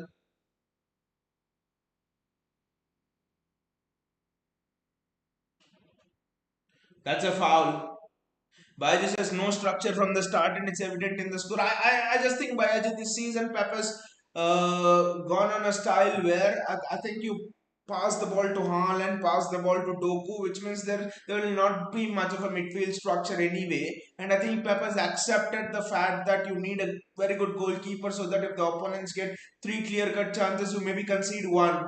But Pep's going on a belief that we will outscore the opponents and our goalkeeper is world class, so he'll outperform the expected shots or expected goals.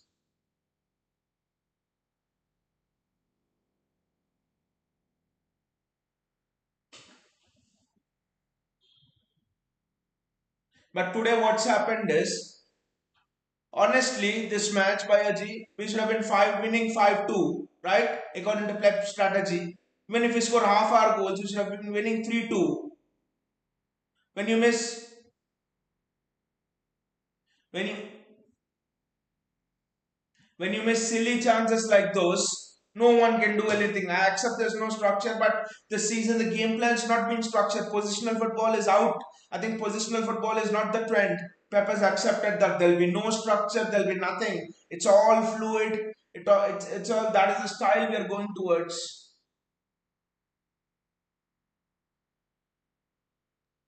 Can we do something? The dying minutes. Do we have someone who can throw long throw in? Baiji says today I actually felt like we don't have proper quality players to win the league who can win even on our bad days.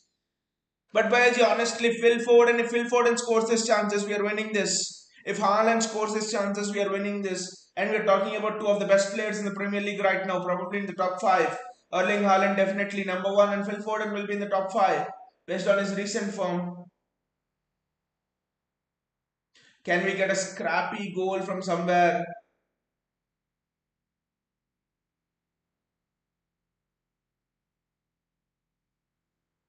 Bruno Guimaraes does well, but I just think the chances fell to who did the chances fall to by Ajit? The chances fell to the best striker in the world right now. Chances fell to one of the best goal scoring midfielders right now in Europe. Full forward and the way he's been scoring chances, Champions League and the way he's been doing stuff. So I think we have the quality. I mean when if we would have went like Cristiano Ronaldo and Messi today, and they would have both missed the chance. They would have missed the chances. It seems like this.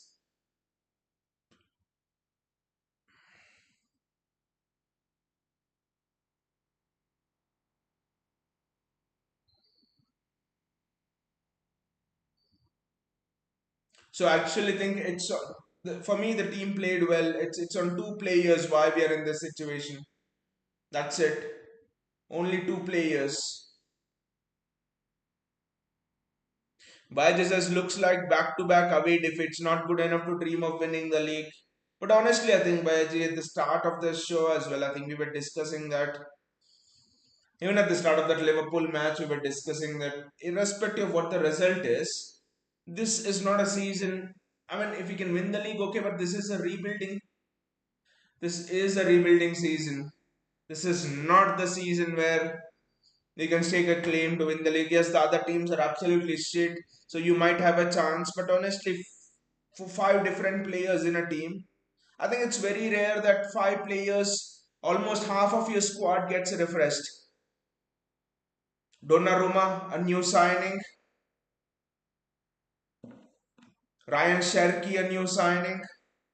Marmos almost like a new signing. He joined us, and half Nico Gonzalez almost like a new signing. Nico Riley just started playing with us last January or so. So Reinders new signing. They're going to bump it forward. Matthews Nunez. So just think, I don't think there's a team in history where five, six new signings come into a squad and you've lost your Ballon d'Or winner to an injury.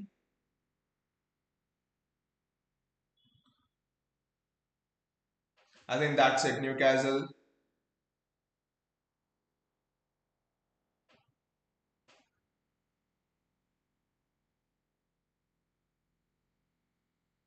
And the ref blows the whistle. Eddie Howe celebrates as if he's produced a masterclass. Go and thank Phil Ford and Eddie. You'd be out of your job if Foden didn't miss those chances. Absolutely easy chances. He's gone on and missed it.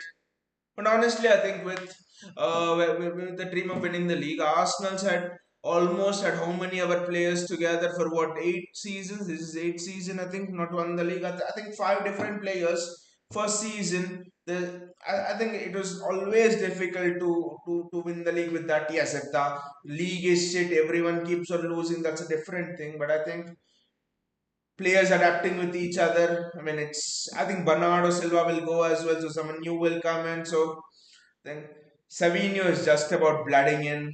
So I think this season was always about rebuild. Yes, these kind of defeats will happen among the victories. If you remember Pep's first season, it was absolutely brutal that season. We had Everton, Leicester's, and also we had in between we defeated teams like Spurs and Liverpool and all of those things. So I think matches like this will happen. So I don't think we dream of winning the league or something. But the referee was absolute shite. Did not give Sandro Tonali a single yellow card. Kicked the referee in his bloody butt. But this is not having proper goal scorers on the pitch has come to bite us today. This was coming. But again, Bayaji, you talk about proper goal scorers. That's the irony, right? You're having Erling Haaland. There is no better goal scorer in the world than Erling Haaland. He runs through one on one, doesn't score. He gets an absolute sitter in the box, doesn't score. There is no one better than Erling Haaland in the world right now. Phil Foden, one of the masters at one of the best goal scoring midfielders in the league. One of the best goal scoring midfielders in the league. Fuck off, Joe Linton. Get the absolute fuck off, Joe Linton. What an absolute prick Newcastle have. Tonali, Joe Linton. They have absolute prick. All of them are half of Newcastle's team are absolute pricks. That's why they are where they are in the table. Anyway, I think the chances fell to two of your best. Anyway, I think the chances fell to. Anyway, I think the chances fell to.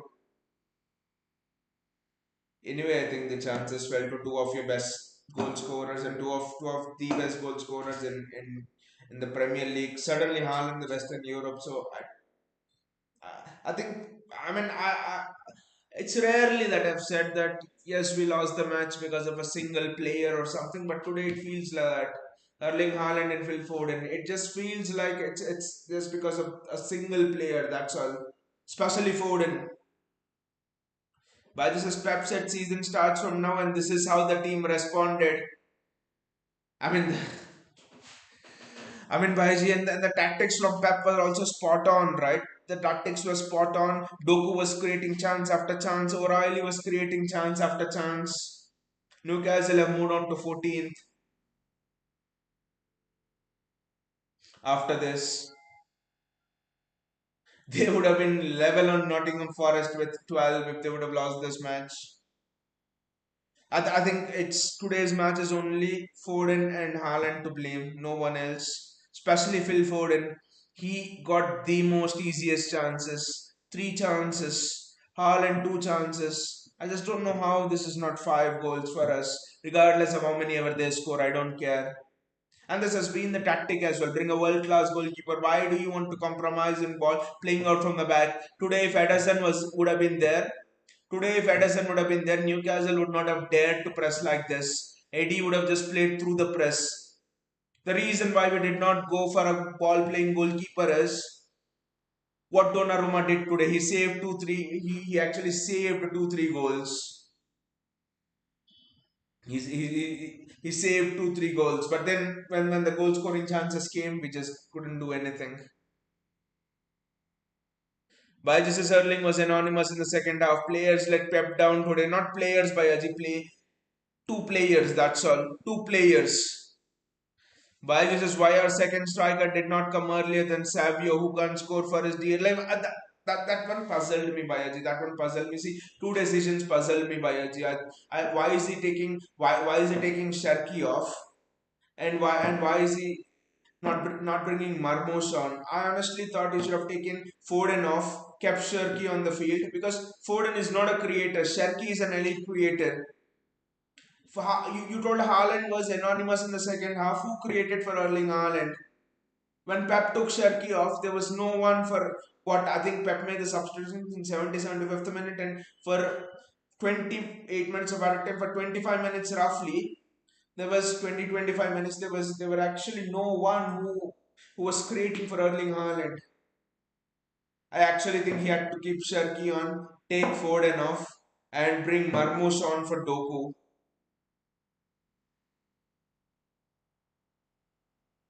I think that was a slight mistake from Pep, but then again, and also I don't think why didn't he bring Ait Nauri on? I honestly thought he should have bought, if he wanted a left footer on the left, maybe he wanted a left footer on the left hand side, he should have bought Ait Nauri onto the left wing. Ait Nauri is the same dribbler like Doku. He dribbles as well as Doku, if not better. So I think he should have bought Ait Nauri on instead of Savio. At least Ait Nauri could create much more than Savio.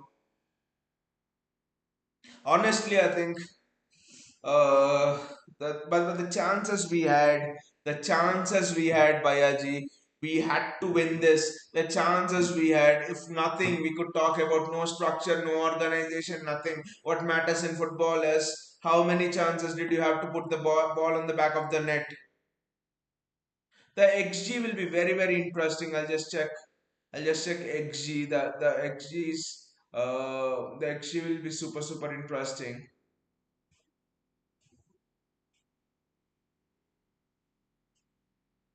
What is the XG?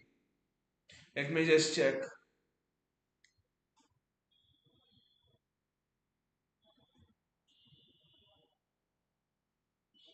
XG was 1.88 there, 2.24. I don't believe this. We actually had a much better XG than them. I think but the XG stats are equal.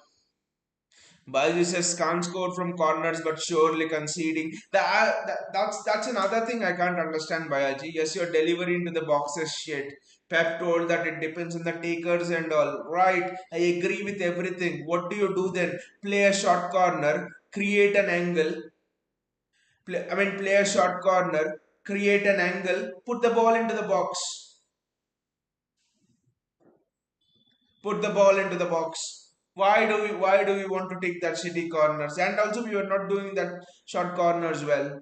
Baijis has four losses already. Arsenal will walk the league.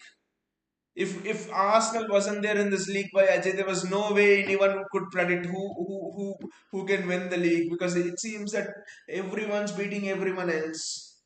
But yeah, four losses already. If Arsenal cannot win the league now, after how many years? This probably his eighth year, probably seventh or eighth year in charge. It's his eighth year in charge. People don't realize that. Everyone celebrated Pep Guardiola's 10th year in charge, a decade at City and all. But Arteta is nearing a decade at Arsenal in 2 years. And if they can't win the league now, I don't know Arsenal when they will win it. But yeah, surely. But this season was a rebuild for us. I think how much ever we talk about. Yes, after beating Liverpool, we had hopes. But just look at what Liverpool is. Dog shit. Nottingham Forest smoked them 3-0 at Anfield. While this is when you start the season slow, games like these become must win. Else you keep lagging behind.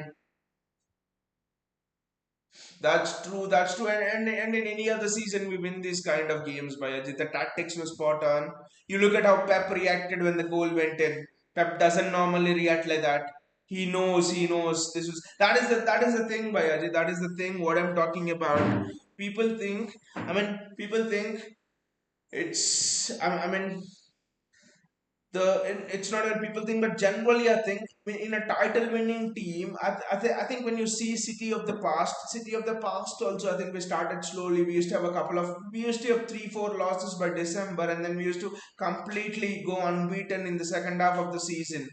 This is normal for us. Having three losses, having four losses is normal for us. But we had the players, be a Kevin De Bruyne, be a Bernardo Silva at his prime, Ilkay Gundogan, Fernandinho, and Rodri. We had the players who, in games like these, which are must win, they would rise up and they would score. Ilkay Gundogan, how many times did he score?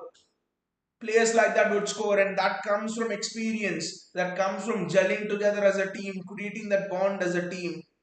I think what the problem is, yes, we have won seven in a row before this. I mean, seven of the last eight matches and all. But the problem for me is you have six players in a squad of 18, 19. You have six players who have come in new. Donnarumma, Tijani Reinders, Marmoush last January, so I'll count him as new. Nico Gonzalez is just adapting. You have four players who are there. Nico Riley has just been with us since Feb March. Into the teams, O'Reilly is adapting.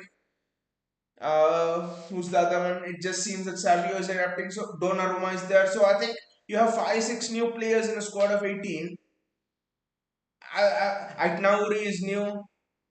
Right now is new. So I think that gelling, that experience, the title winning experience in the crunch moments. I think I think I think next year is the time for us to be back. Next year is the time for us to be back. This almost for me seems like that Leicester season where all the teams were beating each other because everyone was going through a shitty period, and even Arsenal couldn't capitalize, and Leicester won the league. But the only difference is this time Arsenal is in a position. Arsenal are not rebuilding. They are in a position to walk the league. That's all. This is a complete repeat of the 2015 Leicester season, if you ask me. Baiji says all the good work before the break down the drain now. But Baiji, I would look at it from a different perspective, no? Because again, I think if this season, I've not told myself like this before, but this season, I think before every match, what I'm telling is this is a rebuild. This is a rebuild. Have patience with the team. Have patience with Pep. It's a new pressing structure. It's a new style. There's a new passing patterns, and Pep is searching for certain tactics. No excuse was losing today, but all of these come into the picture. And like I said, there's been no team in the history of the Premier League who have gotten six new players in the squad of 18-19 and have won the Premier League in the first season itself. That's not the case. And also we should remember we have a new pressing structure. Pep Linders bringing in new style. Pep has revamped his old positional play. There are a lot of things. Doku wingers are playing more centrally. Fullbacks are providing you width. This is a system City has not played before.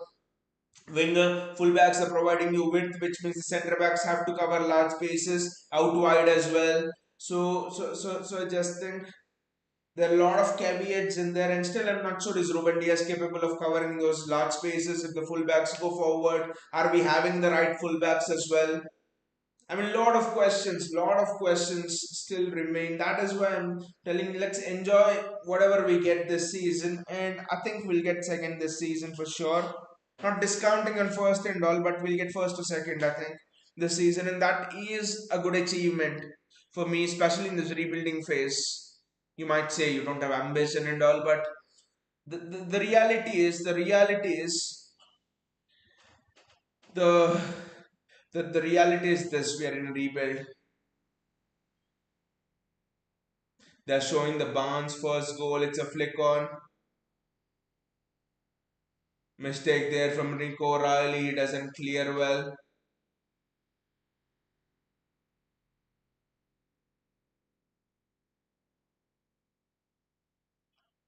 Mistake from Nico O'Reilly. He doesn't clear well.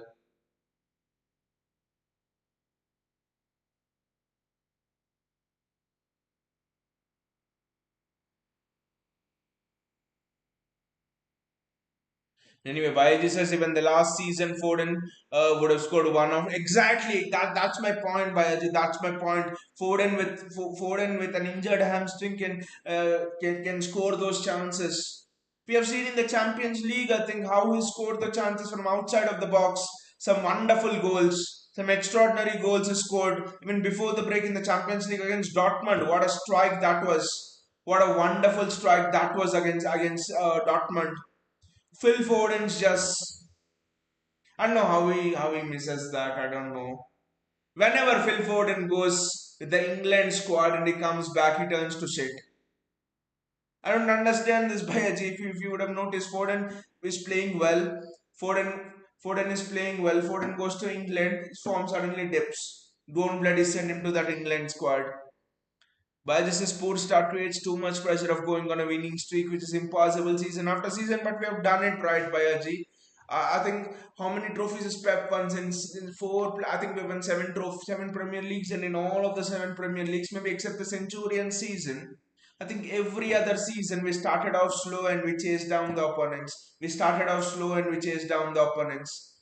I mean, I think if Pep has done it continuously for 6 seasons, I think you have to give credit to the method. I think it is possible season after season because it's done it for 6 seasons. But honestly, I think Baiji, let us set a target. Tell me your points target, and then if City wins the league or not doesn't matter. For me, is 90 points possible? Is 90 points possible? How many points do you want City to get in this Premier League season? Please tell me your this thing, Baiji. How many points do you want City to get in this Premier League season?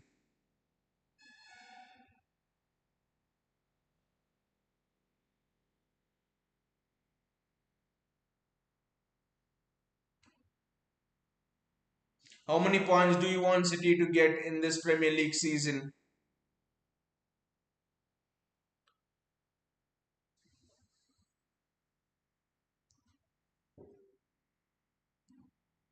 I would want us to get.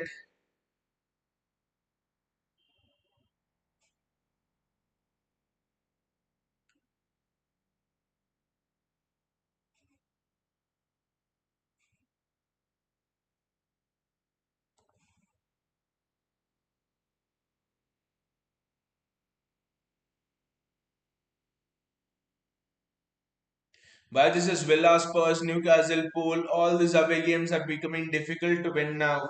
True, true, true. I mean Spurs. I mean leave Spurs, but Spurs is just. I mean we win at Spurs only when it matters.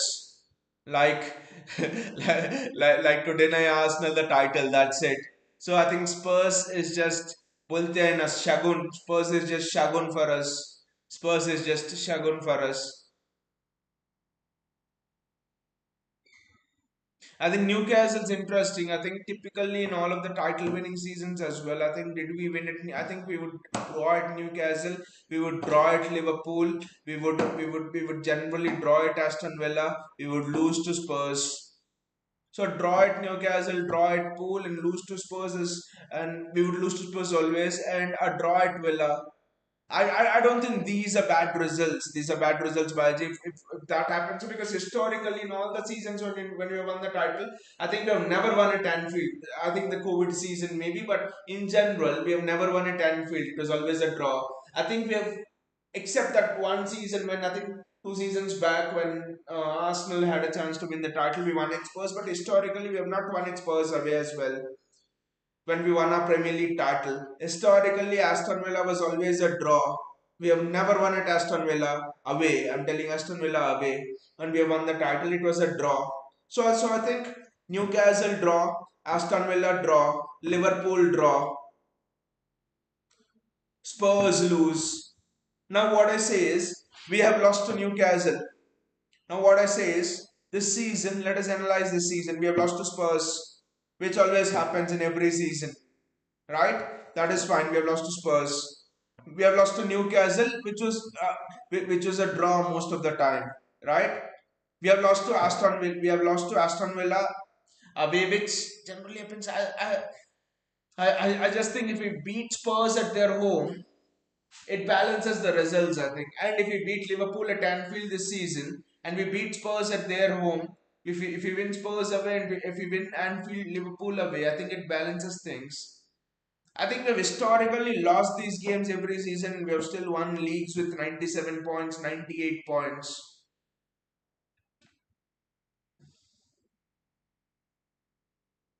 By this, as I said, every away game Pep should play same as Arsenal game. Exactly. By just sit back and play on the counter. Sit back and play on the counter.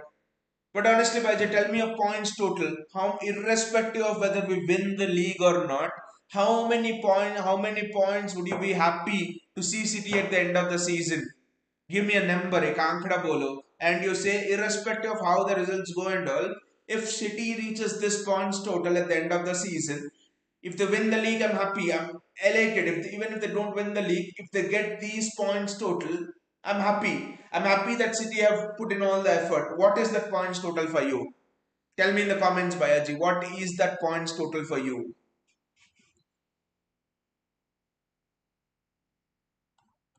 What is that points total for you? For me, I think for me, 92 points.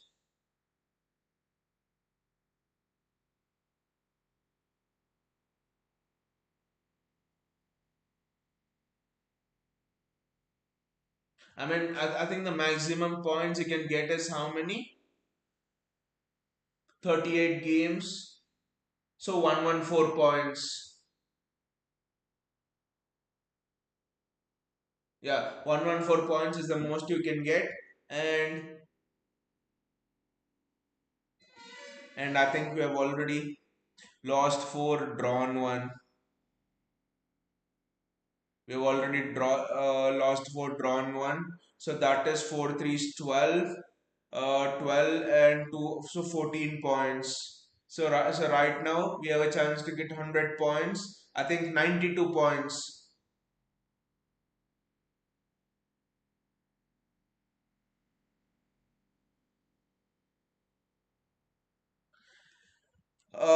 So I think Payaji, if we get 90, Bayaji says I don't think we'll go beyond 80 to 85 points. I think Bayaji 90 for me above 90 points. I think Bayaji if we get above 90 points, I'll be happy irrespective of we win the league or not. I think above 90 points. For me, I think above 90 points. What is the best Arsenal? I've got 91, 92. And if in this season with this rebuild, I think if we get above 90 points, I'll be happy. Irrespective of what happens in the league, Bayaji, I'll be happy. 90 points. The most we can get now is 100 points. So when I set target of 90 points, we can only drop 10 more points. So the most I think we can get is 90 points. Sorry, 100 points. I think for me 90 is the figure. Irrespective of what happens, I think we need to view this season from that perspective. Can we reach that 90 points? That is a target. One wonderful horseshoe is there. He says, getting up the jot is great passing, but got you nowhere. Cheers, mate. Looks like you're a Newcastle fan, and you have been going through a tough time. Nothing hard against you. Nothing. We have no rivalry with Newcastle fans and all. In fact, nothing hard up against you. Yeah, just enjoy the win, mate. I know it's been a really tough time, being a Newcastle fan. So just enjoy the win, mate. And I really like Eddie Howe as a person, as a manager. He just seems to be decent and all of that. And though I think you need another manager to take you to the next step, but happy for Eddie Howe, happy for Newcastle and their fans, honestly. Byju's injuries will happen again at some point, including Erling. That's why I think Bayaji getting 90 points is the challenge here, Bayaji. I think if we can get those 90 points, I think it will be what a morale boost it will be. What a morale boost it will be. I know everyone in the media will want to say City out of the title race and all because the Premier League has sort of become. Everyone knows Arsenal might want to walk away with the league, and everyone knows Wolves are relegated for sure. Seems like Burnley is relegated for sure. That one more team could be Leeds. So except Sunderland, you almost know that which you almost know the teams that are getting relegated as well, because West Ham with Nuno and Forest with Sean Dyche after what happened today and getting relegated. Whereas the fun in the Premier League this season, that's why media will try to hype it up.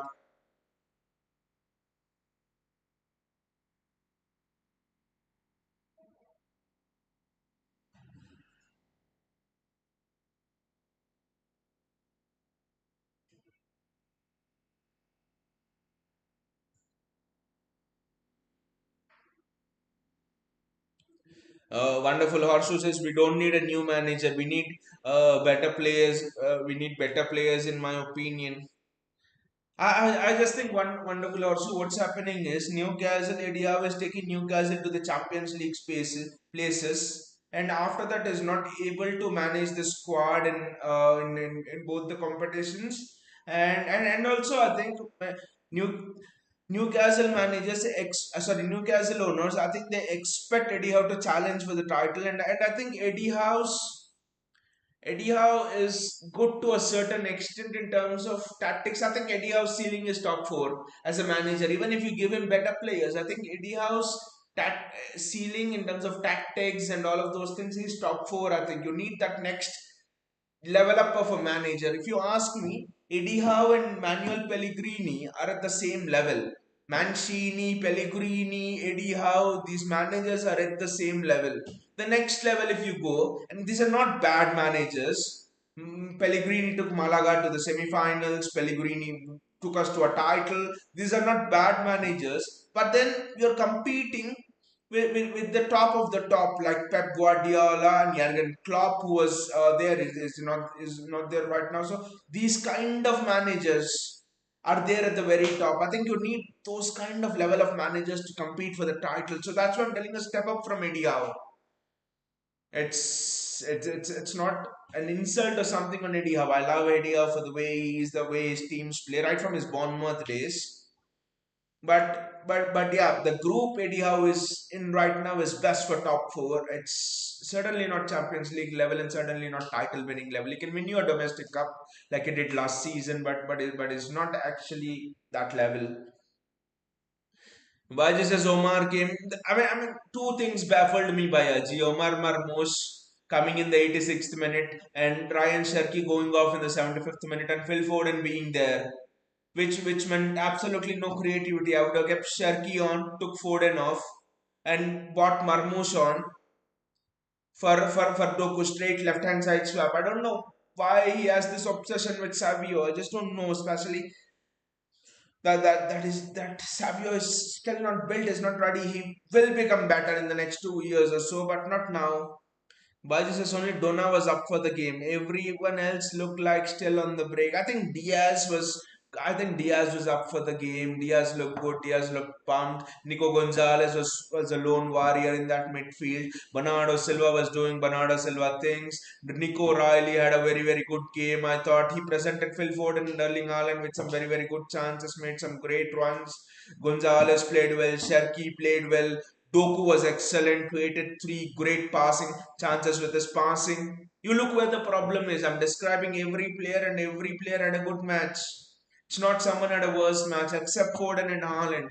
Foden and Haaland had 2 out of 10. Every other player on the pitch had 6 out of 10 or 7 out of 10. It was an above average performance, but it's looking bad because your finishers have not put the ball in the back of the net. That is where the performance is looking bad. I'm not unhappy with the performance today, but I'm unhappy with the finishing today. That's the thing, Bayaji. I just think finishing let us down. This is the best team Pep could have fielded, and we have played very well. You play this game 10 times, Bayaji. City win 9 out of 10. City crushed Newcastle 9 times out of 10 if you play the same game and give the same chances to Haaland and Foden.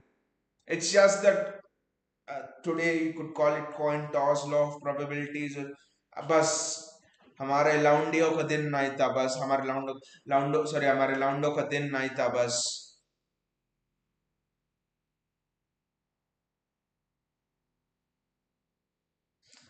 I mean, honestly, I'm just sitting here and thinking everyone played well. It's just Haaland and Foden just didn't finish today.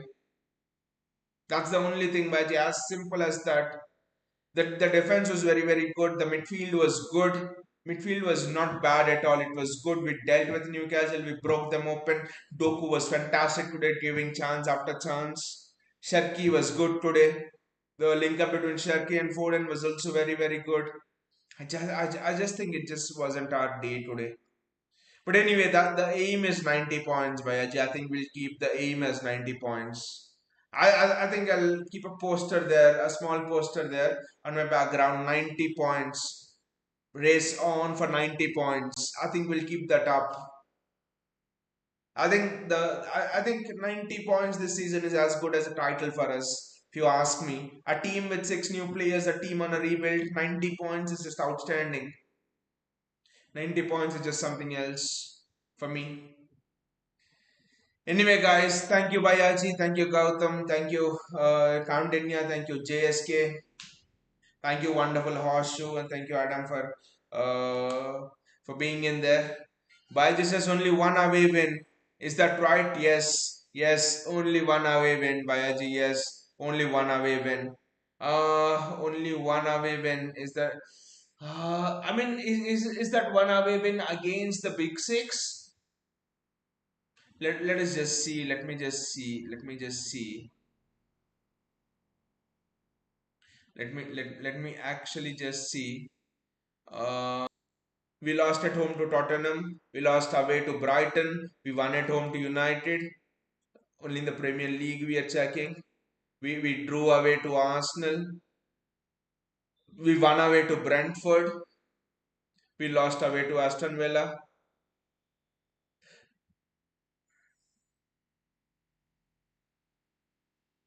Two away wins. And how many away games did we play? Let me just say two away wins in the Premier League. We actually played one. I'm just counting. One, two, three, four, including today's match. Including today's match by Ajay, we played five away games.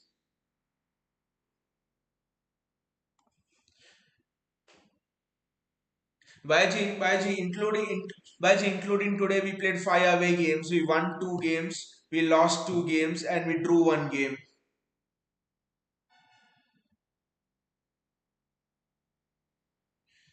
We lost to Brighton, which I think could have been avoided. And we lost to Aston Villa. I think we always lose to Aston Villa most of the time away. So I don't think that one counts as much. But yeah, losing away to Brighton was bad. Losing away to Newcastle was bad. So but we did well against Arsenal away, which I think was one of the toughest games here. So honestly I think it's our away record is not that. Lost away to Newcastle, lost away to Villa. I think you lost these two games. Yeah, I think five games, and you say two losses are at St James's Park and probably Villa. I mean Villa Park. I probably think you maybe take that in most of the seasons. I think you take that in most of the seasons. I think because historically, these two away defeats are not that bad by Ajay because historically we've always lost these or we've actually drew these fixtures, right? In the years when we were winning titles, I think New St James's Park was a draw most of the time, and Villa Park was a draw at best and a loss at worst. To be honest,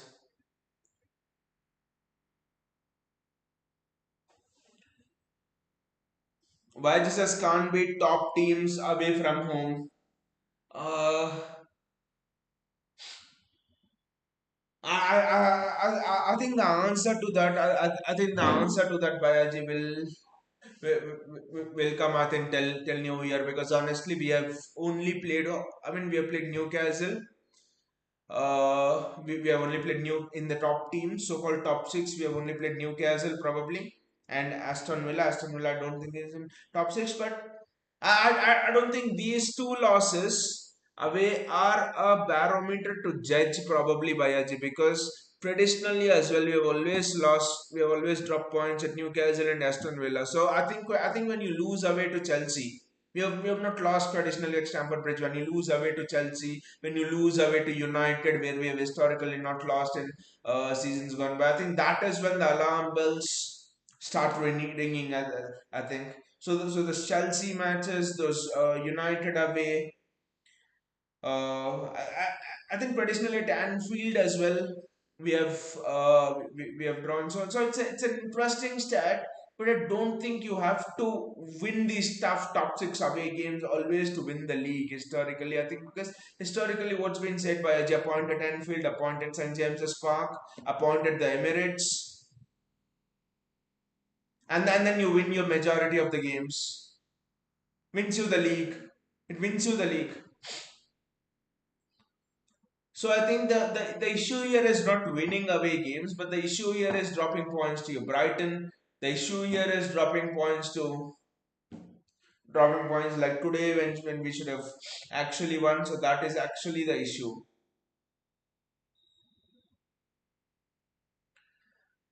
We'll see how the season pans out, biology. But one thing is, I think 90 points. I think 90 points. If we can get this season, then I'm happy with however it goes. And it's a fair point that I pointed out because last season as well we did not even beat one team away from home. So let's see. Every fixture will be a fight from now on. Sunderland away will be difficult. Most of the away games this season will be difficult. Continue says if Arsenal doesn't win the title this season, then Arteta should resign out of humiliation. I'll only say one thing, Camden. If there's any team that can bottle the bottle, then that is Arsenal. If there's any team that can finish second in a one-man race, That is Arsenal. If there's any team that that can bottle themselves in the bottle and still cry about not bottling, that is Arsenal. That's the only thing I would say. Honestly, this season reminds me of the 2015 season when Leicester won the league. Every top team was sort of in a kind of a rebuild, even Arsenal. Maybe only us, only Spurs were not in a rebuild, but North London has the reputation of being bottlers. So Leicester won the league. The only difference is Arsenal have the most settled squad because they haven't won anything in 80 years, 80 years. So I think they have the best chance of winning the league. This is similar to that Leicester season. I think this season, if we had, I actually think this season, if we did not have Arsenal doing like this and Arsenal say Arteta was sacked last season and Arsenal were also rebuilding, I think you could have expected a team like Palace to win the league. Palace are primed to win the league this season. A team like Palace or yeah, I think Palace would have been Leicester if Arsenal would not have been there clearly. But yeah, let's see. For me, the target this season is 90 points, more than 90 points. If we can get more than 90 points this season, I think I don't care even if we do not win the league because for me getting 90 points means winning the league in itself because you're in a rebuild, six new players in your squad of 18. Still, I think you need replacements for one or two players. You have lost your best talisman in Kevin De Bruyne, the best player in the Premier League. I think what people don't realize here is City have lost Kevin De Bruyne, who's probably been the best player Premier League has ever seen since Henry, Cristiano Ronaldo. All of those people. You have lost your main talisman and you have lost your Ballon d'Or CDM and you have literally lost Ilkay Gundogan, who has been the fulcrum of your midfield for the past 6 years. I think what people don't realize is it's not so easy to replace a midfield of Rodri, Kevin De Bruyne, and Ilkay Gundogan just like this. This is not some FIFA career mode that you just replace it like this. You just imagine the kind of numbers. You just imagine the kind of numbers that I'm talking about. To be honest, sorry, the kind of people I'm talking about, to be honest. Generational Cam, generational CDM, one of the best box to box midfielders in terms of the impact on the game, the late run, Kai Gundogan. It's not so easy to replace that, and people think Nico Gonzalez, Bernardo Silva, Ryan Sharkey, you brought them on, and we are ready for the title. You look at the kind of names you have to replace over there. Just give us a season. Just give the manager in the club at least a season to do this. That's what I'm telling. You just look at the names you have lost. That's what I want to emphasize on.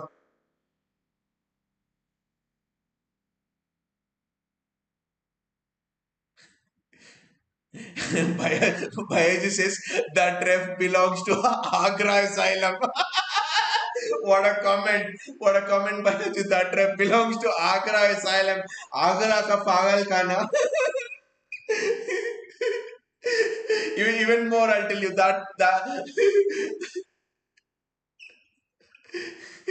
ref belongs to Indian Railways General Compartment. That's how that ref is. Indian Railways General Compartment washroom. That is where that ref belongs to. Lock him up for a 20-hour train journey inside the washroom there. That is where that ref belongs to. Well, he was just sucking up Sandro Tonali's ass. Just show me which gender you are, ref. He was just sucking up to Sandro Tonali. And the moment Oscar Bob just nibbles at Tonali, he gives him a yellow card. Agra ka Pagal Khana, that ref. Let us make arrangements to send him there. But honestly, I think just this is the most important thing. I think we are replacing De Bruyne, Gundogan, and Rodri. Yes, Rodri will come back and ACL injury, so you do not have these three. I think people just need to realize the the kind of players we are looking to replace. There are no world made replacements for these kind of players. There is not a single player in the world who can replace Kevin De Bruyne straight away. Look at how shit Florian Wirtz is turning out to be. Where is the replacement of Rodri? Tell me. Look at how shit Baleba is playing.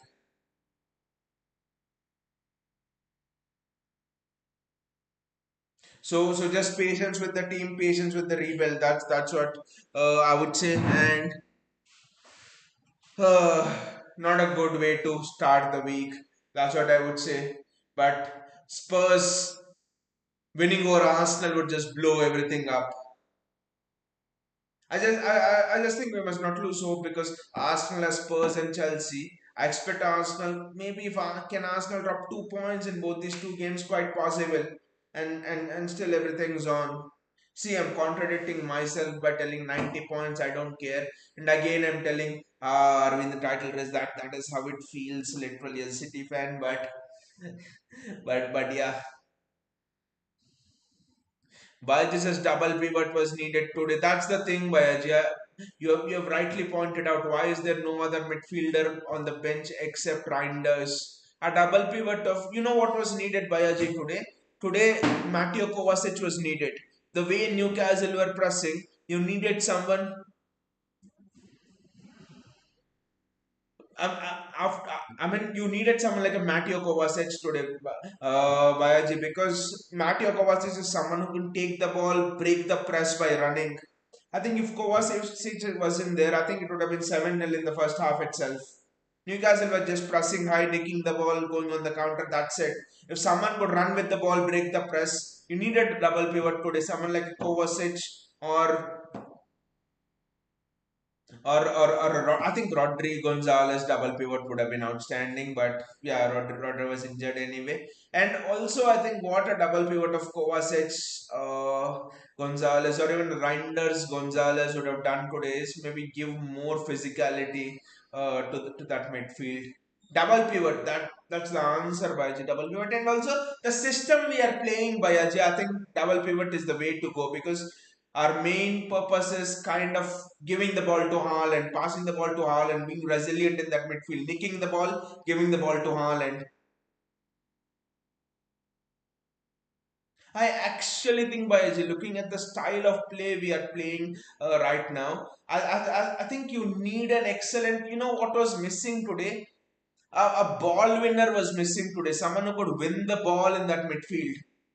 Bernardo Silva is not, maybe in his prime he could win the ball, but not now. We did not have a single ball winner today in the midfield. But Newcastle had Bruno Guimaraes and Joe Linton who could win the ball. I mean, looking at the system which Pep is playing today, I just think that s- you, I think maybe someone like an Eduardo Camavinga would have been very, very interesting for us to buy because he's a proven ball winner.